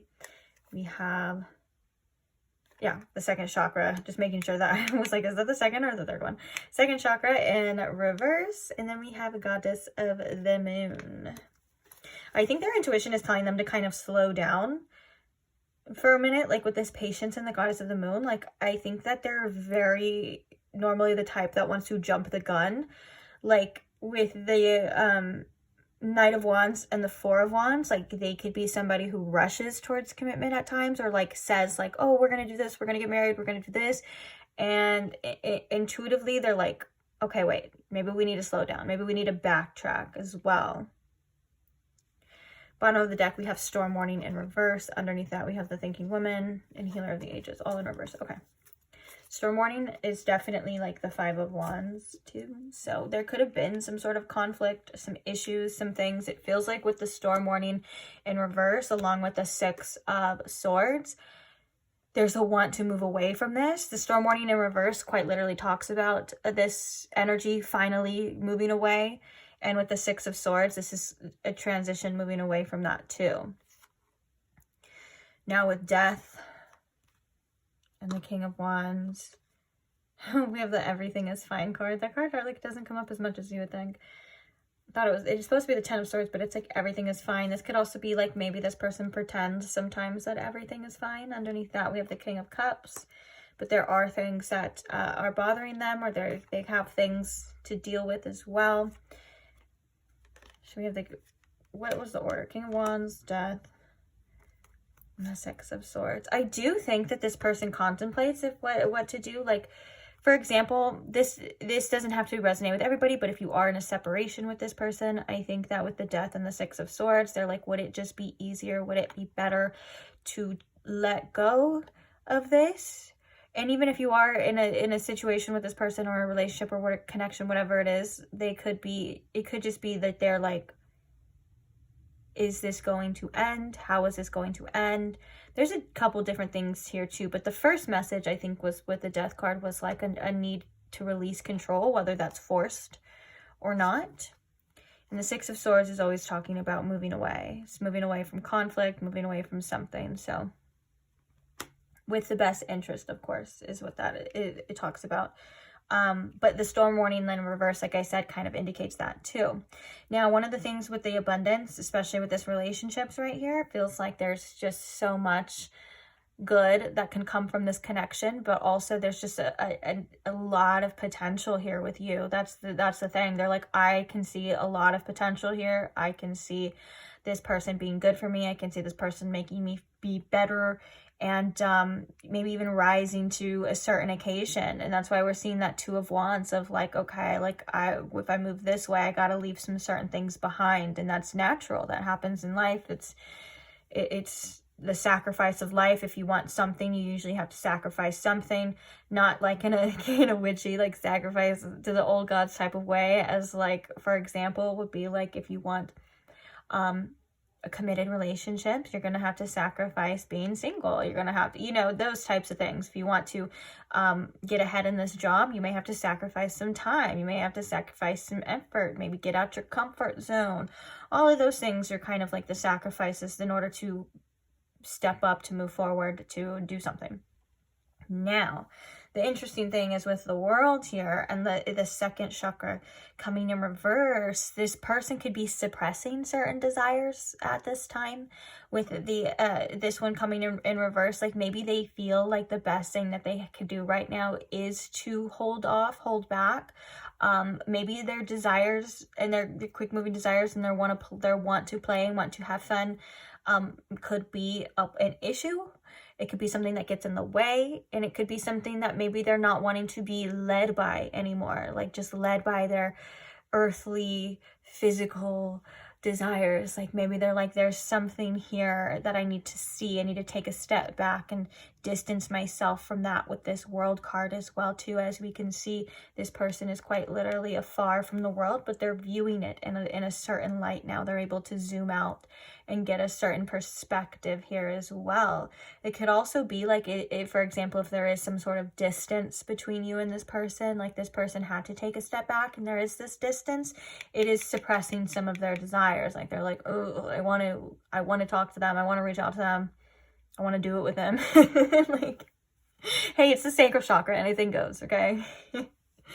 But for the most part, I think that they're feeling on an intuitive level that, yeah, maybe patience is needed. Maybe I do need to slow down. Maybe I need to cool it. Maybe I need to check myself first before I just come through with all of these things. Like, for example, like if this person's like, I want to offer you the world. Wait, can I give that to you first? You know, maybe we should kind of slow this down a little bit, or I need to take a step back. The patience card is also the number 16, which is the number of the Tower as well. But it's like maybe they're thinking time will tell. Time will tell what will happen. We just need patience, because the only thing right now is seeing what happens here. Let's get some channeled messages from them. Oh, why are they so far away? Okay. So Spirit, what are some channel messages? How is this person feeling towards pile 3? If they could put it in words. Let's see. What are their feelings if they could put it in words? What would it be? Oh, I don't deserve you. I can't be with you right now. I think that that's patience and time. And patience and time. I don't have time is what comes out.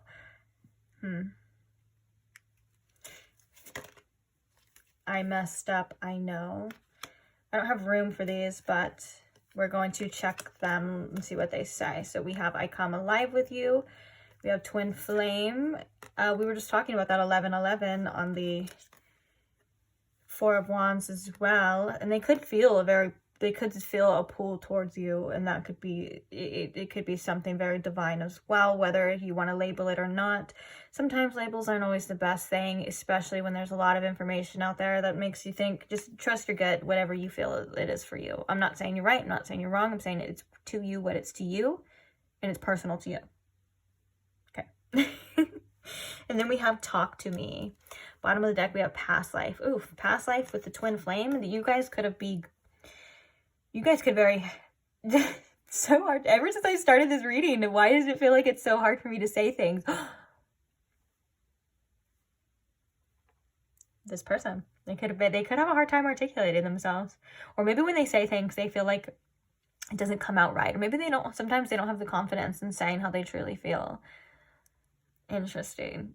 But what I was gonna say is, like, the twin flame with this past life and this energy that we've already kind of seen here, like, this is a strong, passionate, very, very eye-opening, it feels, potentially very intense connection you guys have, to say the least. And I think that these things, I'm here to validate those feelings for you. I'm here to tell you that I see that, okay? And that's not necessarily, that means it's probably hasn't been the easiest. There's probably some confusion, especially maybe in the spiritual sense of it, in the spiritual realm of like, am I going crazy? Am I being too much? Am I doing this? Am I doing that? I'm here to validate all of those feelings for you, to say it's comes with the territory of a connection like this, okay? So be kind to yourself. Don't judge yourself too harshly. So bottom of the deck, we got the past life. We'll leave that right there. I don't know if you can see it, but you saw it. We have another deck I have for you. We're going to be looking. Sometimes I feel called to look it to the bottom, because I'll shuffle them before we start. I like to shuffle them, and then so I don't know what's at the bottom. And then I'm like, did you put a spell on me? The intensity. That I feel like is telling of the intensity as well, too. Okay, Spirit, sorry, I had to take a deep breath with all this energy, and I have to focus now because we've got things to do. I don't know how to act around you. I think you're the one. I feel like I'm losing you.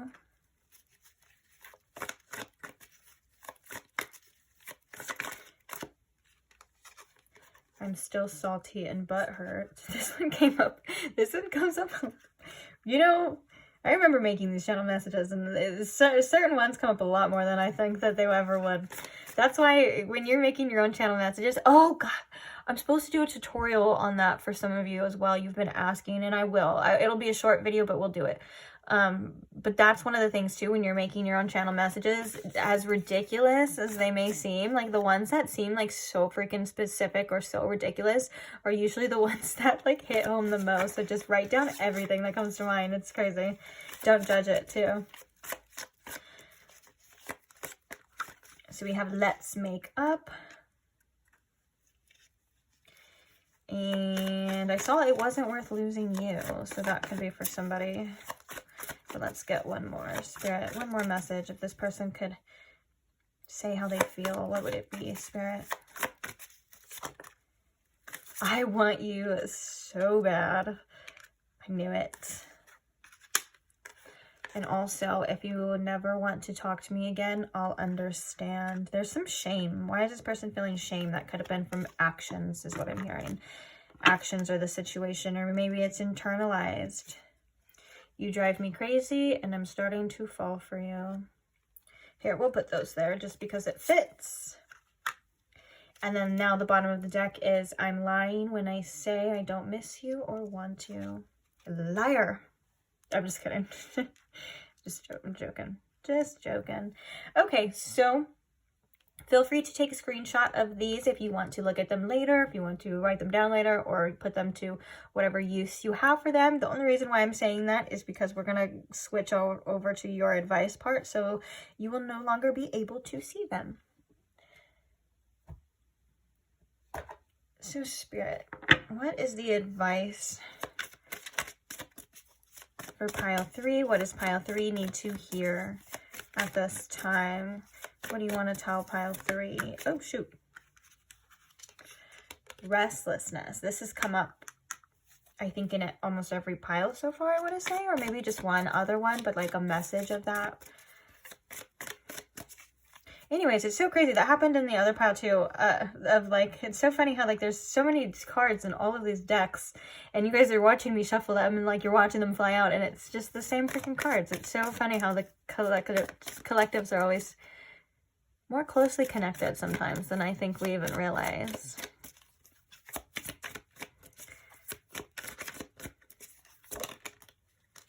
We have afraid of the attic.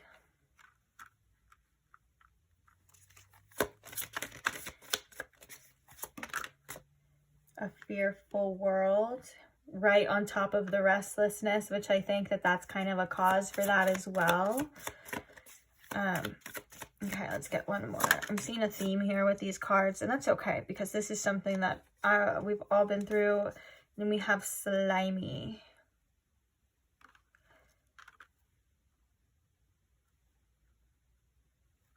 Bottom of the deck, we have justice. And we have the number 16 again, which is the number of the tower. But I feel like with this justice, all will be what it's meant to be. All in divine order. There's a higher power here that's calling the shots specifically for this situation. Justice is kind of like there's things that you aren't able to control. It's very karmic energy. We saw that with Twin Flame. We saw that with the past life. This is a very karmic energy situation. So your best bet, I think, at this time is to try your best to surrender to whatever is happening in your certain circumstances right now, and let it all work out the way that it's meant to. That doesn't mean always do nothing at times. If you feel like you need to do something, then do it, or do something for yourself. Surrendering and letting go doesn't always mean that we have to do nothing and just give up or just stop, or you know what I'm saying? Like end it, but it is a need to accept what your certain circumstances are, follow your heart, do what you feel you need to do, which is best for you, and also surrender to the fact that we don't always have as much control as we would like. and that there are some other things going on as well. Okay, so with that being said, there's something here about facing your fears, facing that outcome that you never wanted, looking at something for what it is, anything you are avoiding right now. Spirit is like, I know everything probably inside of you is screaming, don't go there, don't accept that, don't see that. And Spirit's saying, ironically, that is where your peace lies. That is where your new beginning is. That is where there's a lot more to discover here. Spirits, I think I want to say with this afraid of the attic, Spirit's saying that you don't have much to fear other than fear itself. There's something here that maybe things that we're not ready, that we feel like we're not ready to see, things that we're not ready to look at, not ready to accept. Spirit saying that there's a lot of fear around it, but not necessarily anything to quite literally fear. So embrace those things. I know that sounds contradicting, and maybe for some of you that could be a little bit confusing, but for those of you, I feel like you will understand that message a little bit more. Maybe if not, you may understand that in the future, or it'll come back around as well. Now, this is a message that with the restlessness, that again, the collectives are connected. So if you're here from the other piles, I'm going to repeat myself. Oh gosh. But it's a great message. It's a great message. Okay, I think it's a little bit different. Okay, so the original message is giving yourself time, patience, just allowing yourself and granting yourself patience in your life, in patience in other people. And patience in the process is giving yourself grace. It's releasing certain attachments. And these certain attachments are tied to certain sufferings. You need to know now. What's it going to be? What do they feel? What do they do? What's going on? All of these things of like the ego saying like, we need to know, we need to know, we need to know. Spirit saying, can you try your best to please release those things? Break those cycles, at least right now, because it's causing you to stress. And you don't need to be stressing right now, because it feels like Spirit with these cards just wants you to be peaceful. Sometimes we have to embrace things that we just don't want. Sometimes we have to go through things that we don't like. We have to do things that we don't want to do. And it's unfortunate. And it's not because you deserved it. It's not because you're being punished in any way. It's just a part of this process. And facing these things is going to be your best bet, but not letting certain thoughts, feelings, and things get the best of you is very important too. Like, don't let your fears or these feelings or these things control you any longer. There's a definite need to kind of surrender here to the circumstances. And I think that with the slimy, Spirit is acknowledging that you may not just, this may just be a really shitty situation right now. Like, it may freaking suck. Like, the slimy card is like this goopy nastiness, and this person's sitting in there, and it's like, Spirit's like, validate those feelings. Like, for sure, validate that. Like, it's just not what you want. This isn't the best scenario for you, and it fucking sucks. And I think that there's a release that comes with that too. Like, maybe journaling about how much you hate this situation, or whatever's been stressing you out, or whatever's been going on, like just writing it down and letting that be your little outlet, not letting like judge or say, oh, I have to feel this way, I have to do that. Like, Spirit's like, there's ickiness and you need to get it out.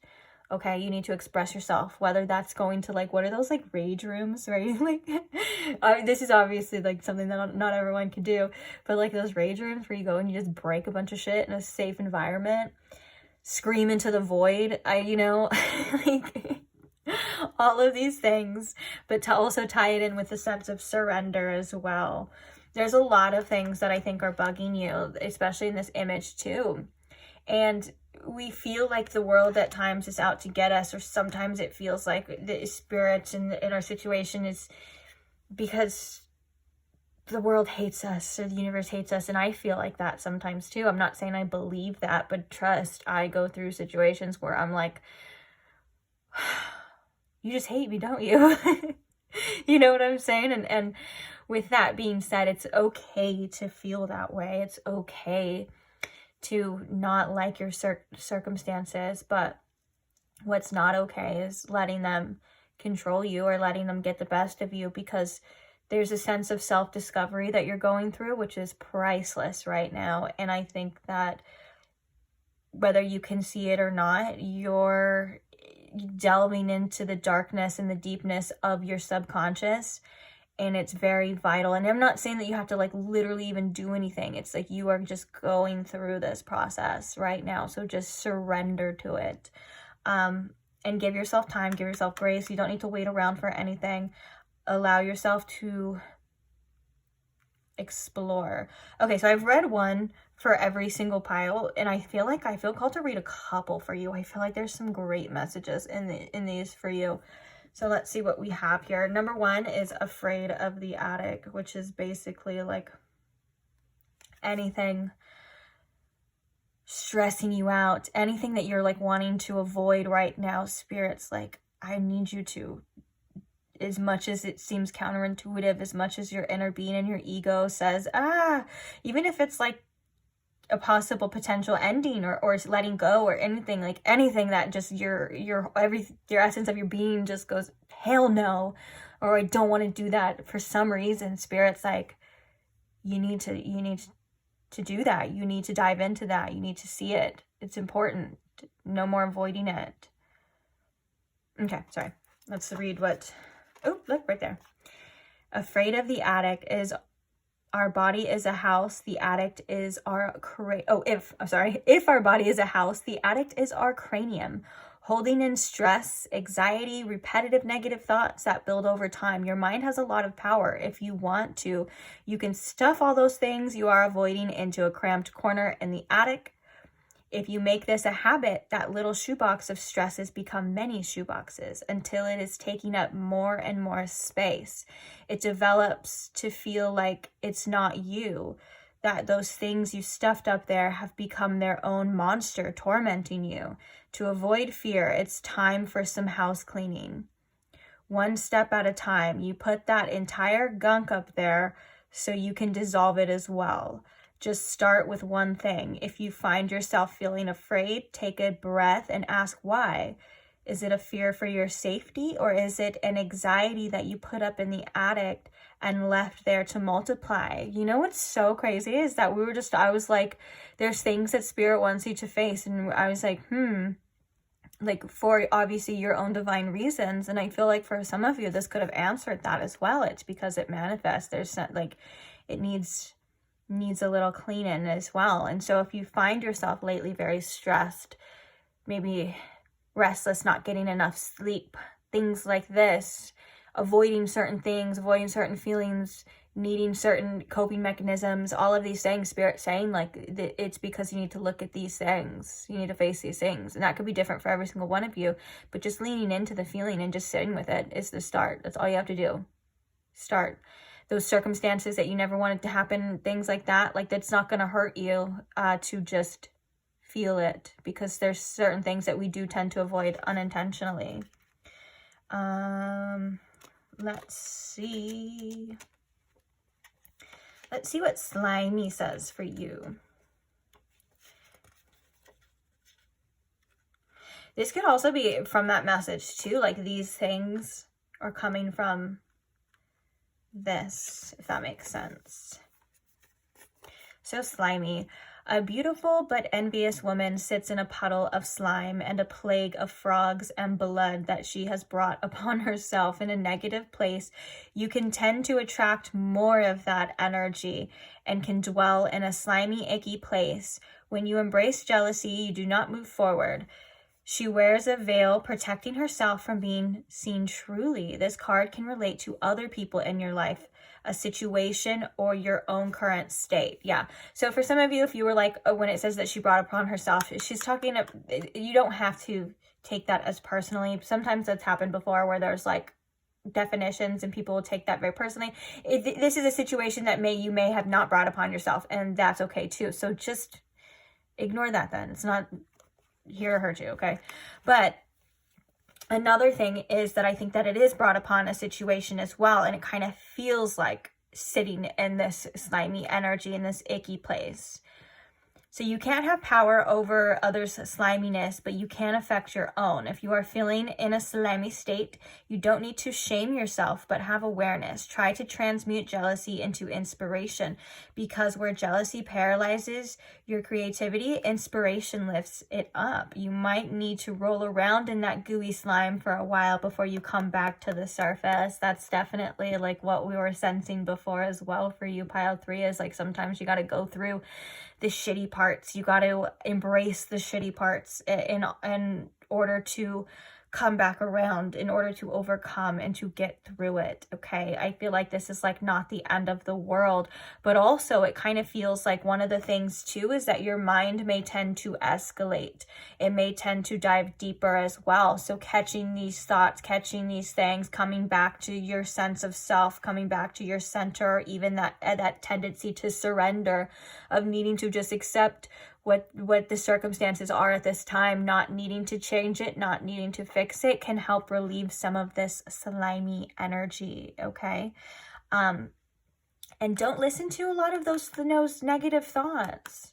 They're loud. I understand that. They're intrusive. They're shitty. And Spirit's like, listen, you choose what you want to listen to, and you choose at the end of the day what you want to believe. And just know you're going to get out of this sludge. You're going to get out of this slime. It's not going to hold you forever. It's not going to drown you, and you're not going to die. And I think that Spirit also wants you to acknowledge that you are kind of going through it as well, without the shame, without the judgment, because these cards here would tell me that somebody is definitely probably not in the best mental space, or is just going through a hard time in life.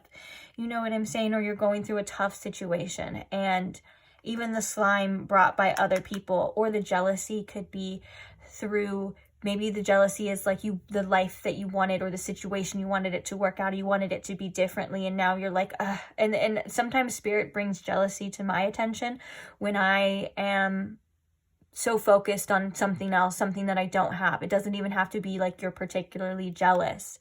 It like, as in like relationship, like, oh, jealous of her, jealous of him. You get what I'm saying? It's more or less of like you're focused on things that you don't have right now, and you need to kind of bring it back. Number 69. That's a number of balance. That could be grow up, okay? Grow up. I'm just kidding. Never grow up. Actually, I'm coming from like one of the most immature like people ever. Like when it comes to stupid stuff like that, I'm like...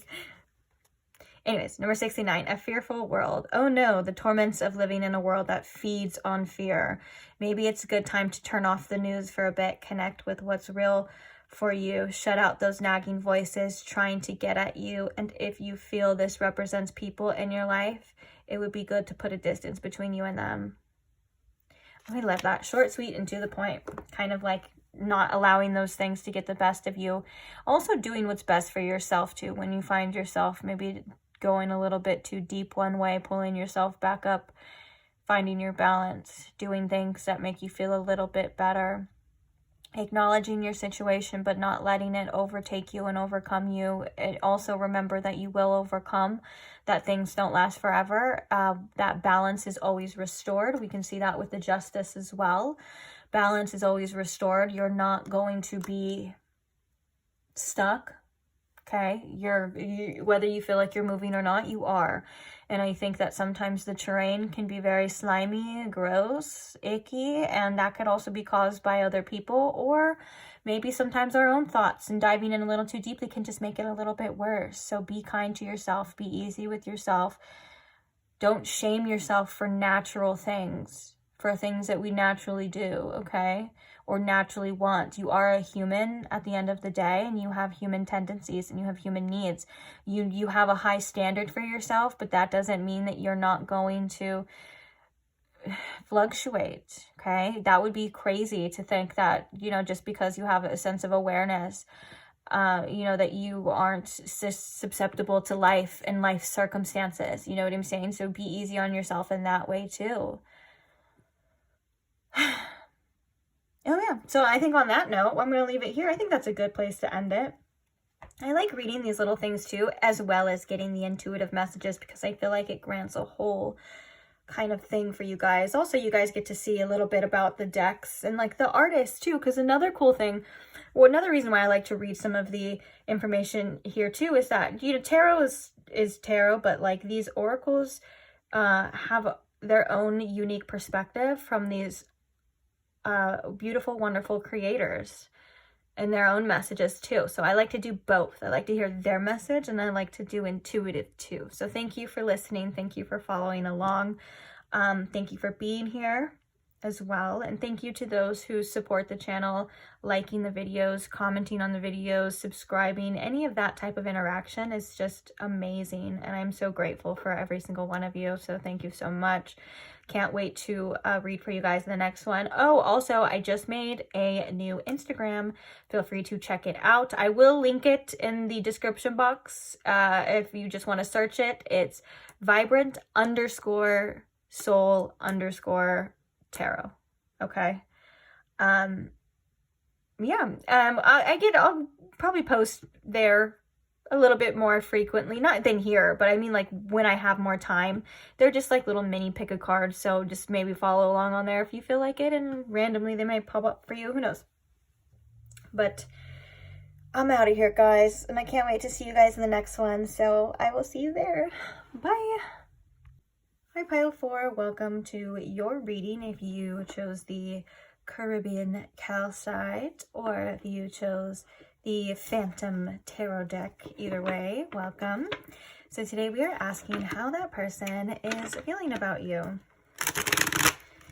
So we got a lot to cover. Hope you guys are comfortable, relaxed, ready, open to receiving these messages today. So Spirit, if you could please tune me in to my Pile 4's collective energy. If you could please show me in Pile 4 with the most clarity how this person on their mind is currently feeling about them, and anything else they may need to know at this time as well. Thank you very much.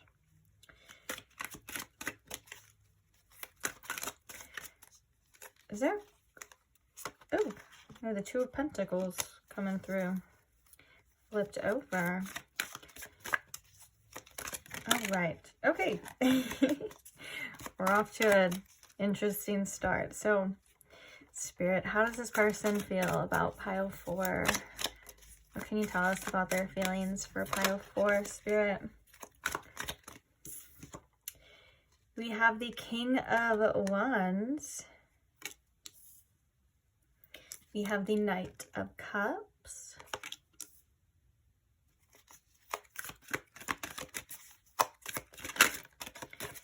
What are their feelings for Pile 4?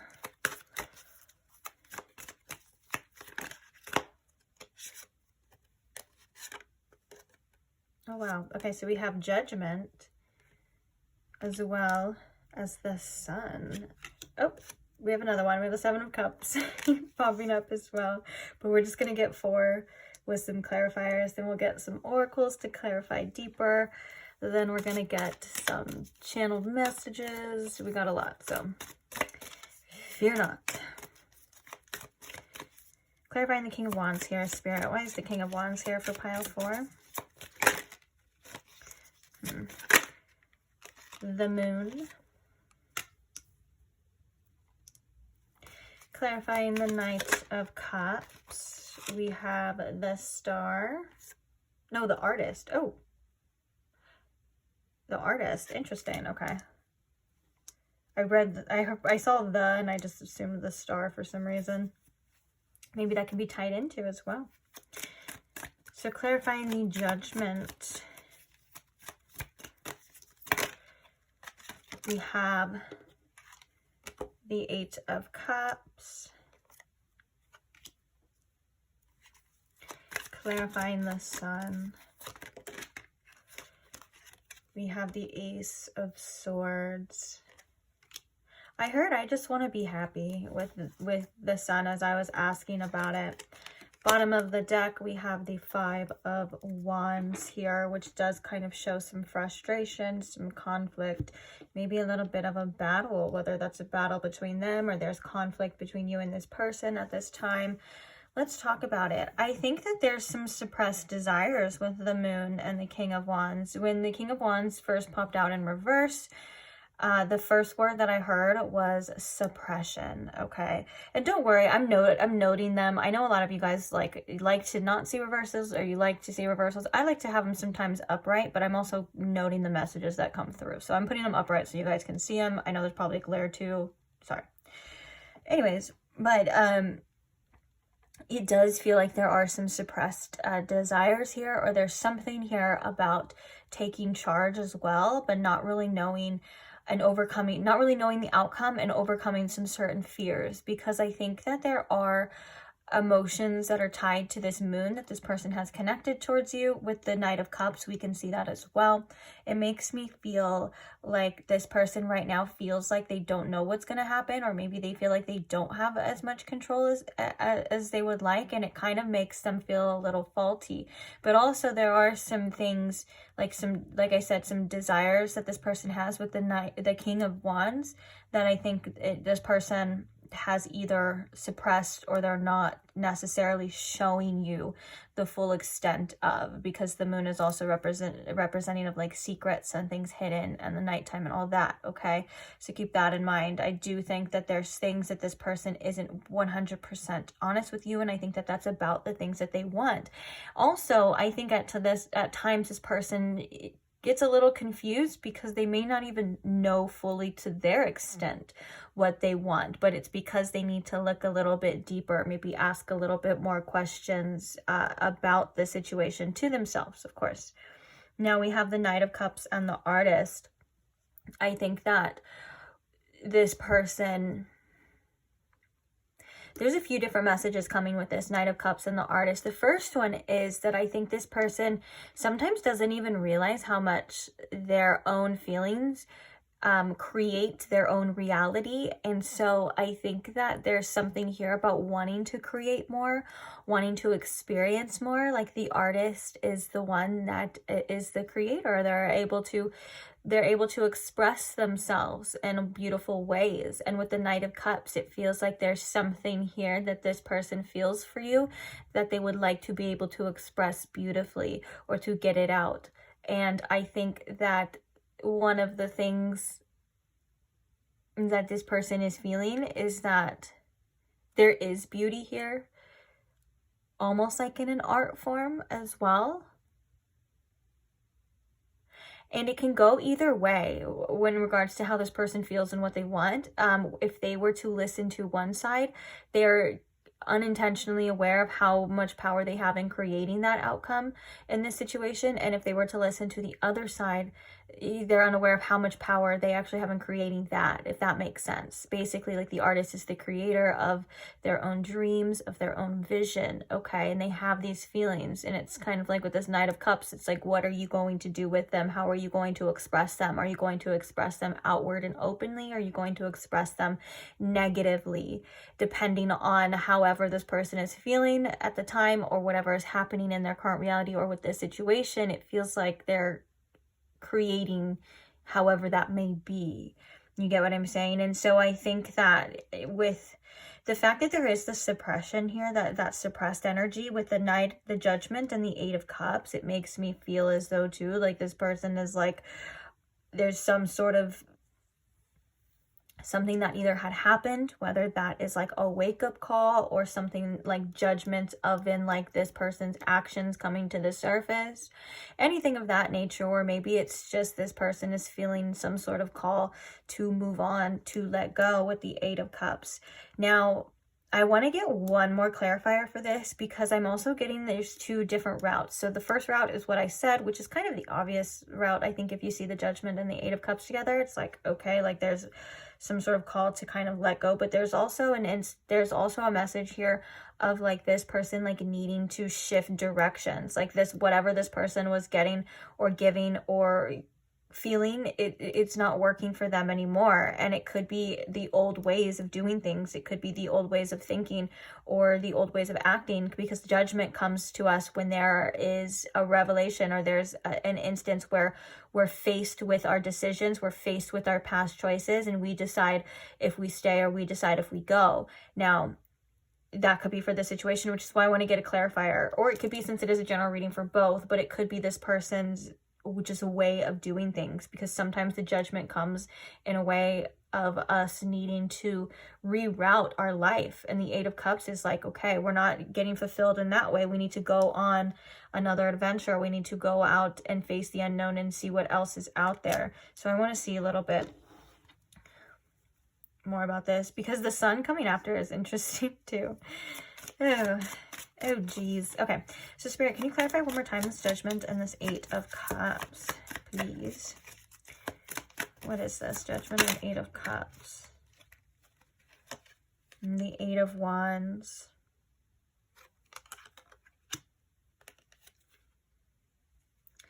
The Lovers and the Five of Cups as well. I think this person does contemplate a lot about what they need to do should they move on. There's a sense that right when I'm like looking at this Lovers and the Five of Cups, I think there's definitely like a heart chakra like energy that I'm feeling quite literally in my chakra. What is this? Why do these keep freaking, where are these coming from? The Seven of Wands. Okay. Interesting, the image in the Seven of Wands too. This person has one foot here, one foot there. They're obviously needing to protect themselves, but they're looking here and there's these wands back here, which makes me think of like, this is like a ladder, is it not? Kind of like where to go. They could have their feet like, they could be very defensive right now at this time, but I was gonna say it could feel like they're feeling like stuck right now.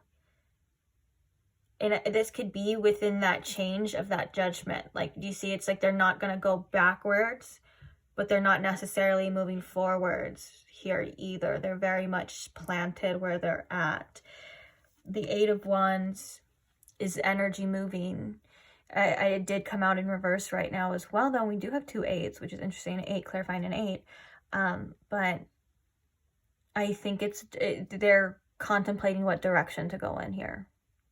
Do I stay? Do I go? Do I leave? Where do I feel pulled to? I don't know. There's a lot of confusion here, and that kind of makes sense, because with the Sun and the Ace of Wands, they're like, I just want to be happy. Like, I want to find clarity in what I need to do first of all, because the Sun, oh, I just realized we have the Sun and the Moon.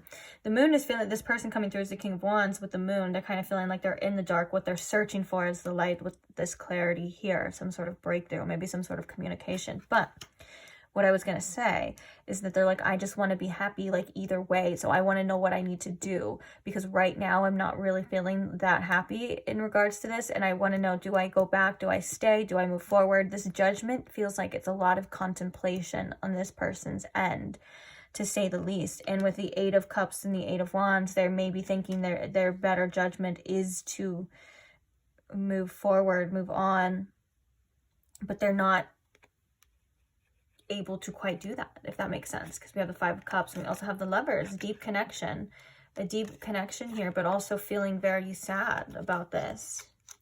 Is there another one? Oh my gosh, that was just me. That was the way I was shuffling. That's so funny. There's the Knight of Swords coming through too. Thinking very logically, and not this person's the Knight of Cups. There's feelings here. And the Knight of Swords could be very much with the Knight of Cups, head versus heart. And there's a lot of, you know, what's interesting is that there's a lot of reversals here, but what makes me think, because I didn't plan for that, it makes me think that this person does have their own kind of blocked energy here. And it kind of feels like there's a lot of energy of like wanting to express these cards, wanting to express this outward, but not doing that, or not being able to, which would be very much Eight of Wands in reverse. There's a lot of energy that needs to be expressed or moved. There needs to be some sort of movement, and it's not doing that. So let's clarify a bit deeper with the oracles, and we're going to get the channeled messages for you. So what else can you tell me, Spirit, about how this person is feeling towards pile 4? What is going on with them?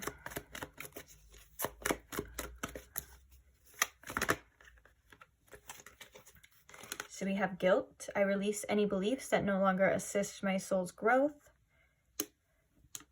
That's a great way to word that other definition of, or that other message, I should say, of the Judgment and the Eight of Cups, releasing anything that's holding you back, stepping into something new as well. But I think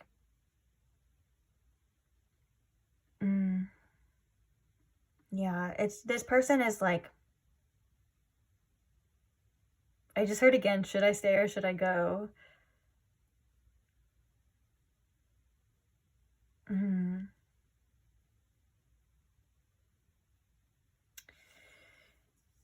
Okay, let's see what else we have though. We have, I already read that one. Now I'm getting distracted. Oh, I told you I was feeling my heart chakra. So we have, and this is like the Lovers too, because this is Archangel Raphael, and his card in the tarot is the Lovers too, and he's the heart chakra. So we have the 4th chakra card. We have the Temple Path in reverse.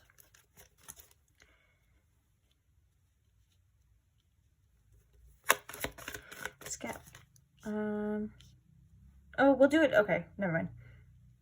I was going to get one more, but then I was like, no, let's just do it like how we've been doing it in like all the other readings where we get clarifying the guilt spread.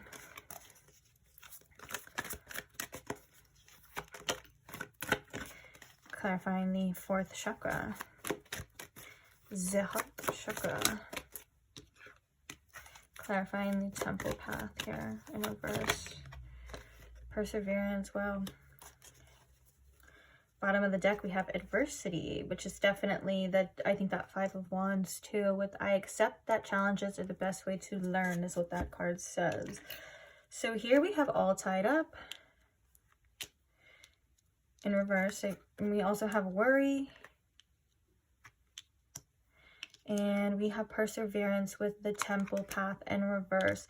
One of the things that I was getting with the Temple Path in reverse, particularly, is that this person may not be fully aware or have a hard time trusting a higher power or higher source, or like that they are guided as well. Because that's all about, you know, trusting our path where we're led. Even the little lights here are like symbolic in this card of like your guides or angels or spirit in general. Things like that. And so I think that it kind of causes this person a little bit to trust themselves and like how far they're able to take something. The perseverance, I know I can do whatever I set my mind to. I think that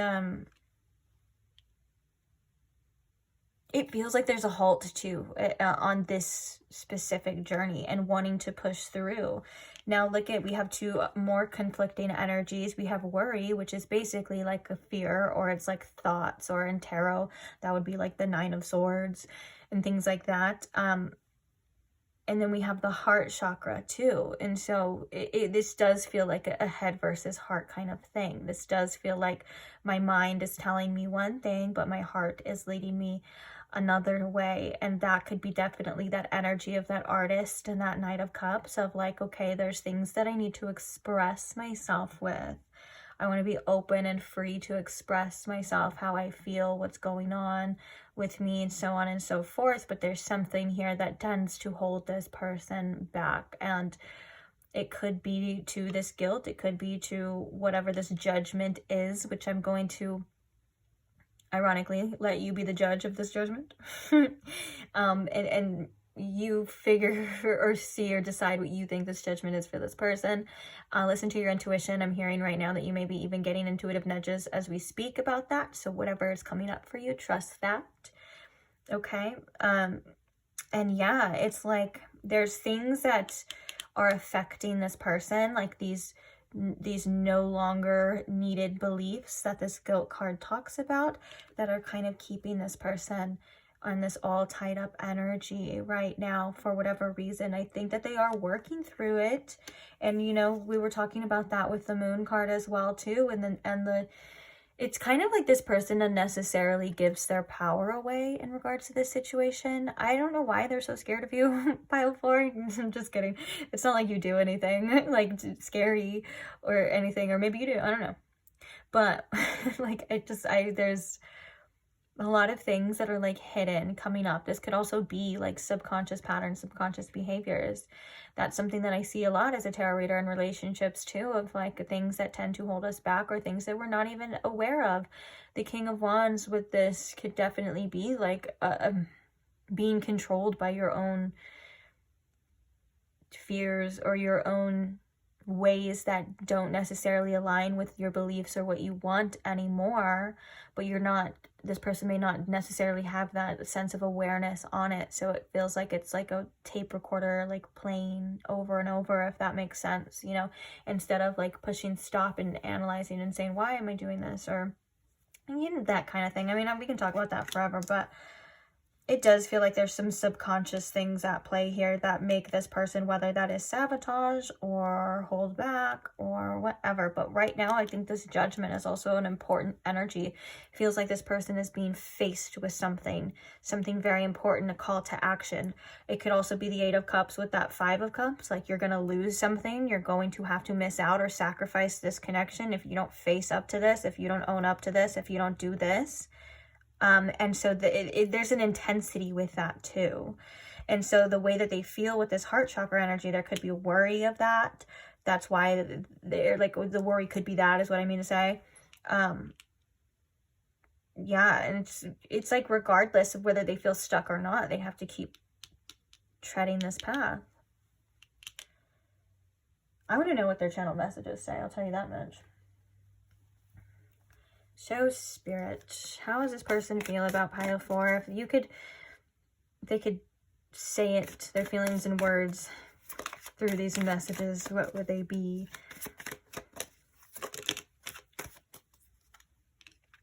Wow, caress me with your heart. There, I told you, there's so much heart, so much heart chakra energy here of like wanting to open their heart. So then we have you hurt me.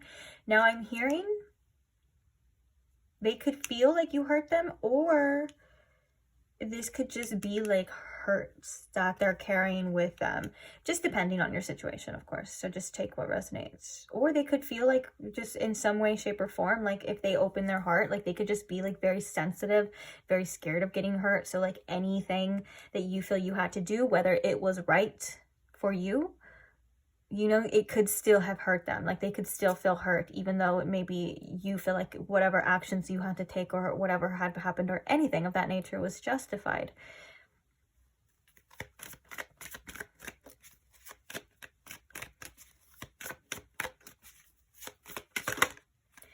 I feel alive when we kiss. Why did you do this? I adore you and I trust you.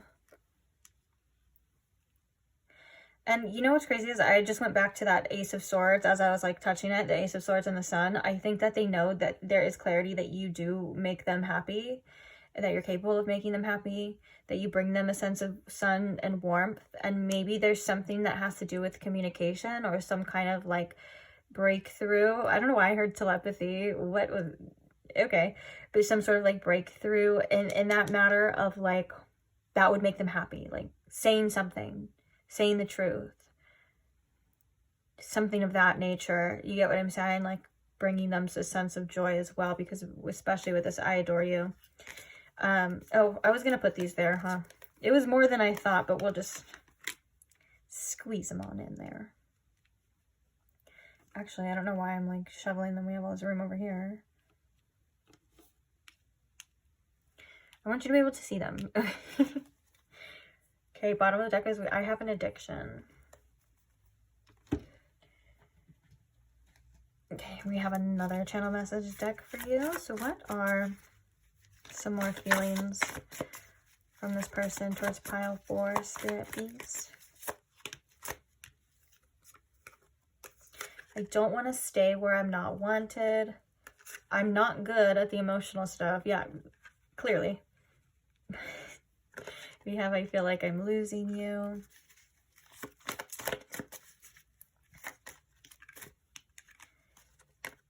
I want to get to know you more. I think this person is kind of, that could be the fear too, like that suppression of like taking charge or those desires is like maybe they really do have a fear of like putting themselves out there, or I would say that's definitely a strong fear of rejection. Like I'm not, like don't want to stay where I'm not wanted, but it's like if this person hasn't articulated or asked or things like that, that could be due to a fear of like hearing something they don't want to hear, or I don't know, it's interesting. Let's get a couple more. I'll keep going. tell me you love me. Again, kind of wanting that reassurance. Tell me, like, wanting to hear it from you first. That could be in ties of that as well. I'm going through a lot right now. I don't deserve you. Let's get one more just to fill that little gap. Where did you even come from? Yeah. Bottom of the deck, we have I lied so I wouldn't lose you. There's so much I wish I could say to you. Heavy stuff. I've got a lot more channel messages than I was even expecting, to be honest. Yikes. Wow. So that's that. I don't even feel like I need to kind of elaborate. I feel like we were elaborating on these as they were coming out, to be honest. I think that this I'm going through a lot right now is that judgment energy. There is some sort of like wake up call or something happening to this person that doesn't feel like it's the easiest thing that they're going through at this time. And that doesn't even have to necessarily be like this situation, although I think it affects it. It could be, or it could be other things as well. Accumulation of past choices, things kind of coming to the surface. Karma as well. Our karma is just created from it. The judgment is very karmic energy too. So is justice, but the judgment is, again, like the karma that's created from usually our past choices. Things that lead to a certain outcome.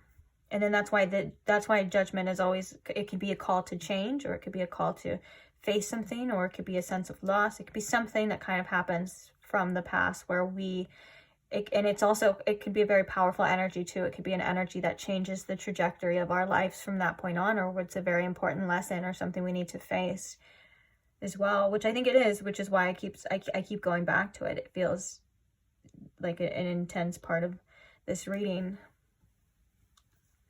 So with that being said, let's go ahead and get the advice for you. Spirit, what advice do we have right now for pile 4? What does pile 4 need to hear right now, whether that's in regard to the situation in general? What is it, Spirit?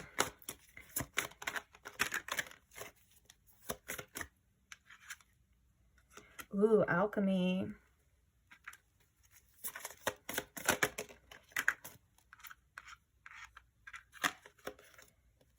Dependency.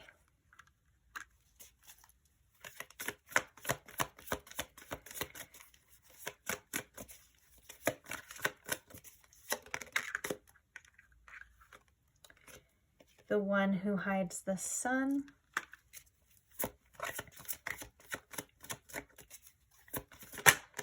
And volcano. Bottom of the deck, we have scry mirror as well. Scry mirror is an interesting one. It's if you're somebody who's into divination, there's definitely something here about your means to communicate with spirit. I'm also hearing make sure that your perception is open, especially obviously if you're reading for yourself. It's a lot easier to read for other people than it is to read for yourself. So keeping an open mind, but also if you've ever felt like looking at new ways of new ways or new outlets of communicating with spirit, like it could be quite literally a scry mirror, or it could be just any other different types of divination tools. Spirit's like, hell yeah, do that. Like we're the messenger as well too. Yeah, there could be like messages too. So keep that in mind if that's something you want to do as well. Now, alchemy is a very intense energy. It's something that I think I've talked about before in this reading. It's something that I've done in my life a lot of times when we feel like we're at our lowest. Alchemy, at least specifically for me too, has been there as a means of like, okay, when I feel like I'm at my lowest, I know that I'm going to skyrocket up when the time is right. It doesn't mean it's going to be easy or it doesn't take work, but that's how alchemy works. Is you're quite literally transmuting energies, you're transmuting situations and people, places, things, whatever it is, into something better, into something of value. You're going from here to here, okay?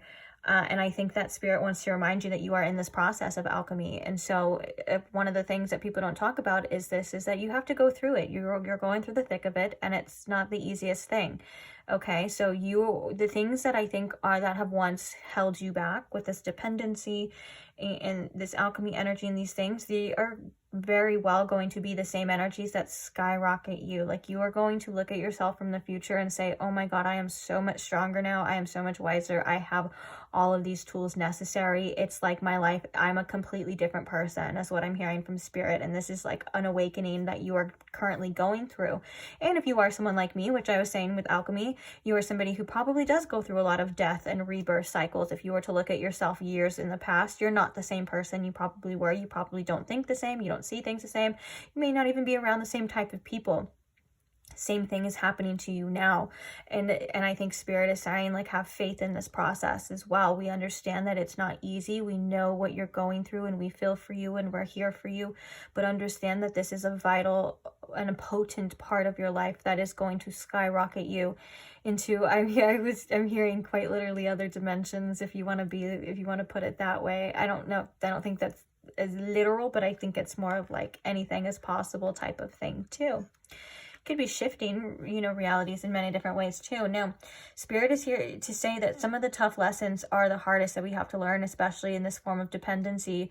You don't need anyone to fulfill you or give you these feelings, although it may feel like that at times, and that's okay. Please do not shame yourself for feeling like you need someone or need something, but this is for your greater good, because if you are needing something from somebody that can't give it to you, then you are just going to keep depleting your energy.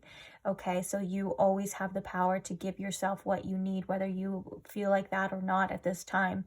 Whatever the reason is, I think that there's growth here in regards to breaking dependency chains, breaking the need to have somebody else give you anything whatsoever, especially if they're not giving you the best. The one who hides the sun can represent somebody who has not been the best to you, who has not given you what you feel like you deserve or what you need, and it feels like there's an energy that's quite literally blocking the sun from you.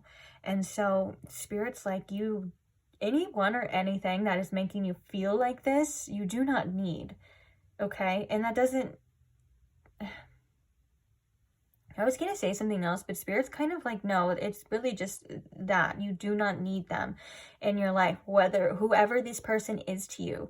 And that is something that creates some of the strongest people as well, is somebody who, no matter what type of connection you may have, what you feel for this person, if they are not fueling you, if they're not giving you what's best for you, doing what you need, you have to be able to do what's best for yourself. You have to find that strength, and you have to be able to give yourself what you need, because being dependent or feeling like you need or want or even just having attachments to anything physical in this physical world, whether that be a person, a place, an outcome, a thing, is just an attachment to your own suffering. And sometimes we don't even realize how much we suffer unintentionally because we have these attachments to these people, these places, and these things. This doesn't mean you can't want somebody. This doesn't mean you can't feel the way that you feel, but you are breaking free of these constructs, which are going to help you tremendously in your life. And I just want to go back to that too. This may not be for everybody, this part right here, or any of it. It may not be for everybody, but if it's for you, you'll feel it. You'll know. If someone makes you feel like shit,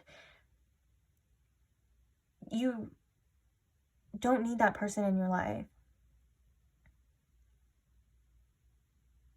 Okay? And that may be really hard for some people to hear. And like I said, that message may not be for everybody. So don't come at me in the comments saying, oh, my person is this, or I'm not going to let go, or I'm not going to do that. You do whatever you want to do, okay? But you need to do what's best for you. And if you feel... There's a sense of inner independence that is coming to you, is what I'm hearing. There's a sense of you standing in your own power, you dictating your own life, not letting anyone else around you's choices, behaviors, feelings, anything like that that's out of you, controlling you, okay? And that is a personal power. That is a powerful place to be. and let these things come up. The volcano is about things kind of coming to the surface and erupting. It feels like this is almost like a sense of release. This is a really gross analogy, and I'm sorry to gross anyone out, but I'm getting this is referred to like popping a pimple, like when it's really big and like painful, and then finally, and I'm not saying go pop your pimples because I think that's bad for you, even though I can't help it. If there's a pimple, I'm gonna pop it. I'm not giving that advice. Anyways, back to you. It feels like it's like there's this pressure that's building up and it's going to explode. But when it explodes for you, when it releases, when it comes to this final climactic boof of energy, it may be challenging, but it's going to feel really good after. After you get through this, you're going to have a sense of relief. Okay, so that's something that's really important as well too, to remember. Let me get a card for you. I want to get one more card to kind of clarify.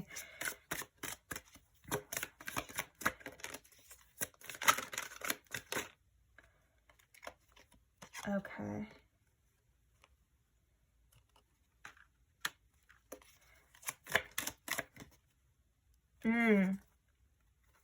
We have the Four of Swords in reverse as well, along with the Six of Wands underneath. The Four of Swords in reverse could also indicate you needing to get some rest, resting your mind. Yeah, just any kind of restlessness, which I think has come up. I think that literal word has come up in like everyone's advice. So make sure that you're fueling your mind, giving yourself the rest. Now, with the Knight of Pentacles here, makes me think that there's some practical thinking that Spirit wants to shift your perspective in. Yes, we have strong emotions. Yes, we have soul ties. Yes, we have strong bonds. But Spirit's like, there's this practical sense and this need for you to see something right now for what it is that's going to help you move forward, right? Just for right now. And that can be very vague. And like I said, some of this may not even be for everybody, but you'll know what's for you as well. Facing what you're seeing right now in the physical reality, taking the information that you have and moving forward with that, this is going to help you get a little bit unstuck as well, okay?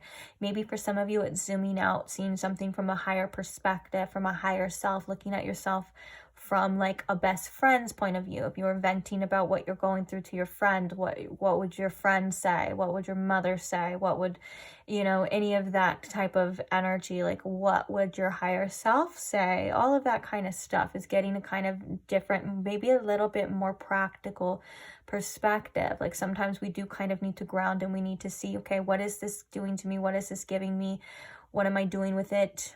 Is it fueling me? Am I feeling it? What do I need to do now? What is best for me? Asking yourself these types of questions is all I'm saying as well too.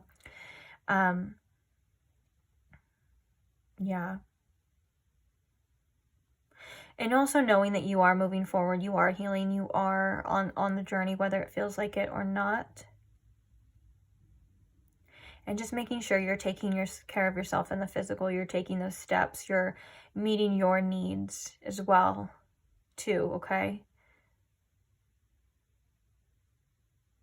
I think that's it. I think that's it for this reading for you, Pile 4. Just know my heart goes out to you, especially for those of you that may be having a hard time or going through certain things. I know, like I said, alchemy it's amazing when you get to the end goal, but it's something that is very hard at times to go through, because it usually means that we're starting in a place where we just absolutely don't want to be. But it does give hope that you have the power and the ability to create the life that you truly want. And sometimes we need that fire, we need that fuel, we need to burn a little bit in the energy of that we don't want, because that's exactly what we need to get to where we need to get to. These are fuel.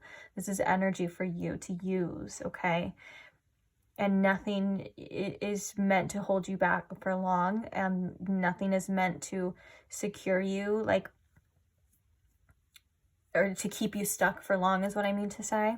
Especially with this dependency energy, it's like Spirit wants you to be fully, you are somebody who's naturally independent, but Spirit wants you to remember that, because it's almost like, I hate to use this analogy, but this is something that, some people go through and stuff. Like, for example, like weaning off of like a substance or weaning off of a drug, that's really hard. And your brain will convince you that you need this. For some, your body will too. Your body will be dependent on someone, or your brain will be dependent on something for something, right? But in the higher picture, the zooming out, you don't need it. You have to get through it is kind of the message as well, which I think is an interesting analogy, because it's like there was a time in your life where you didn't have this substance, you didn't have this thing that was fueling you or giving you dopamine hits or doing whatever it's doing to you. There was a time where you didn't have that and you were perfectly fine, and there's going to be a time where you don't have that or you don't need that and you're going to be perfectly fine. Okay, remember your power and how powerful you truly are is another message coming through for you too. So I think that's it, guys. I'm going to leave that here. Thank you so much. Sorry to get all deep and stuff. And that's just where I felt like it was going. Like I said, if it's a general reading, if it's for you, it's for you. You'll understand it. You'll know, you'll feel it, and you'll appreciate it. And if not, and if you don't understand it and you don't appreciate it and you're like, what the hell is that crazy lady talking about? That just means the message isn't for you. Okay. So love you either way. Doesn't make a difference. Still love you. But, that's it. That's all, folks. Thank you to those who like the videos. Thank you to those who comment, who express their feelings, express their self in the comments. And I just have a strong appreciation for you guys. Thank you to those who like the videos and who are subscribed and all of that. All of that just shows support for me, and I'm truly grateful, and I really am appreciative of it. So thank you so much. Thank you to those who subscribed to my brand new Instagram as well. It's brand spanking new. If you want to see a couple little here and there, some mini pick a cards, you feel free to subscribe. I'm going to post it in the description box link as well. If you don't want to check it out, in there, it's just vibrant_soul_tarot. Okay, that's it. No numbers, no nothing, no repeated, just simple like we like it, right? So with that being said, I'm out of here. I love you. Keep going. You got this. And I will see you in the next one.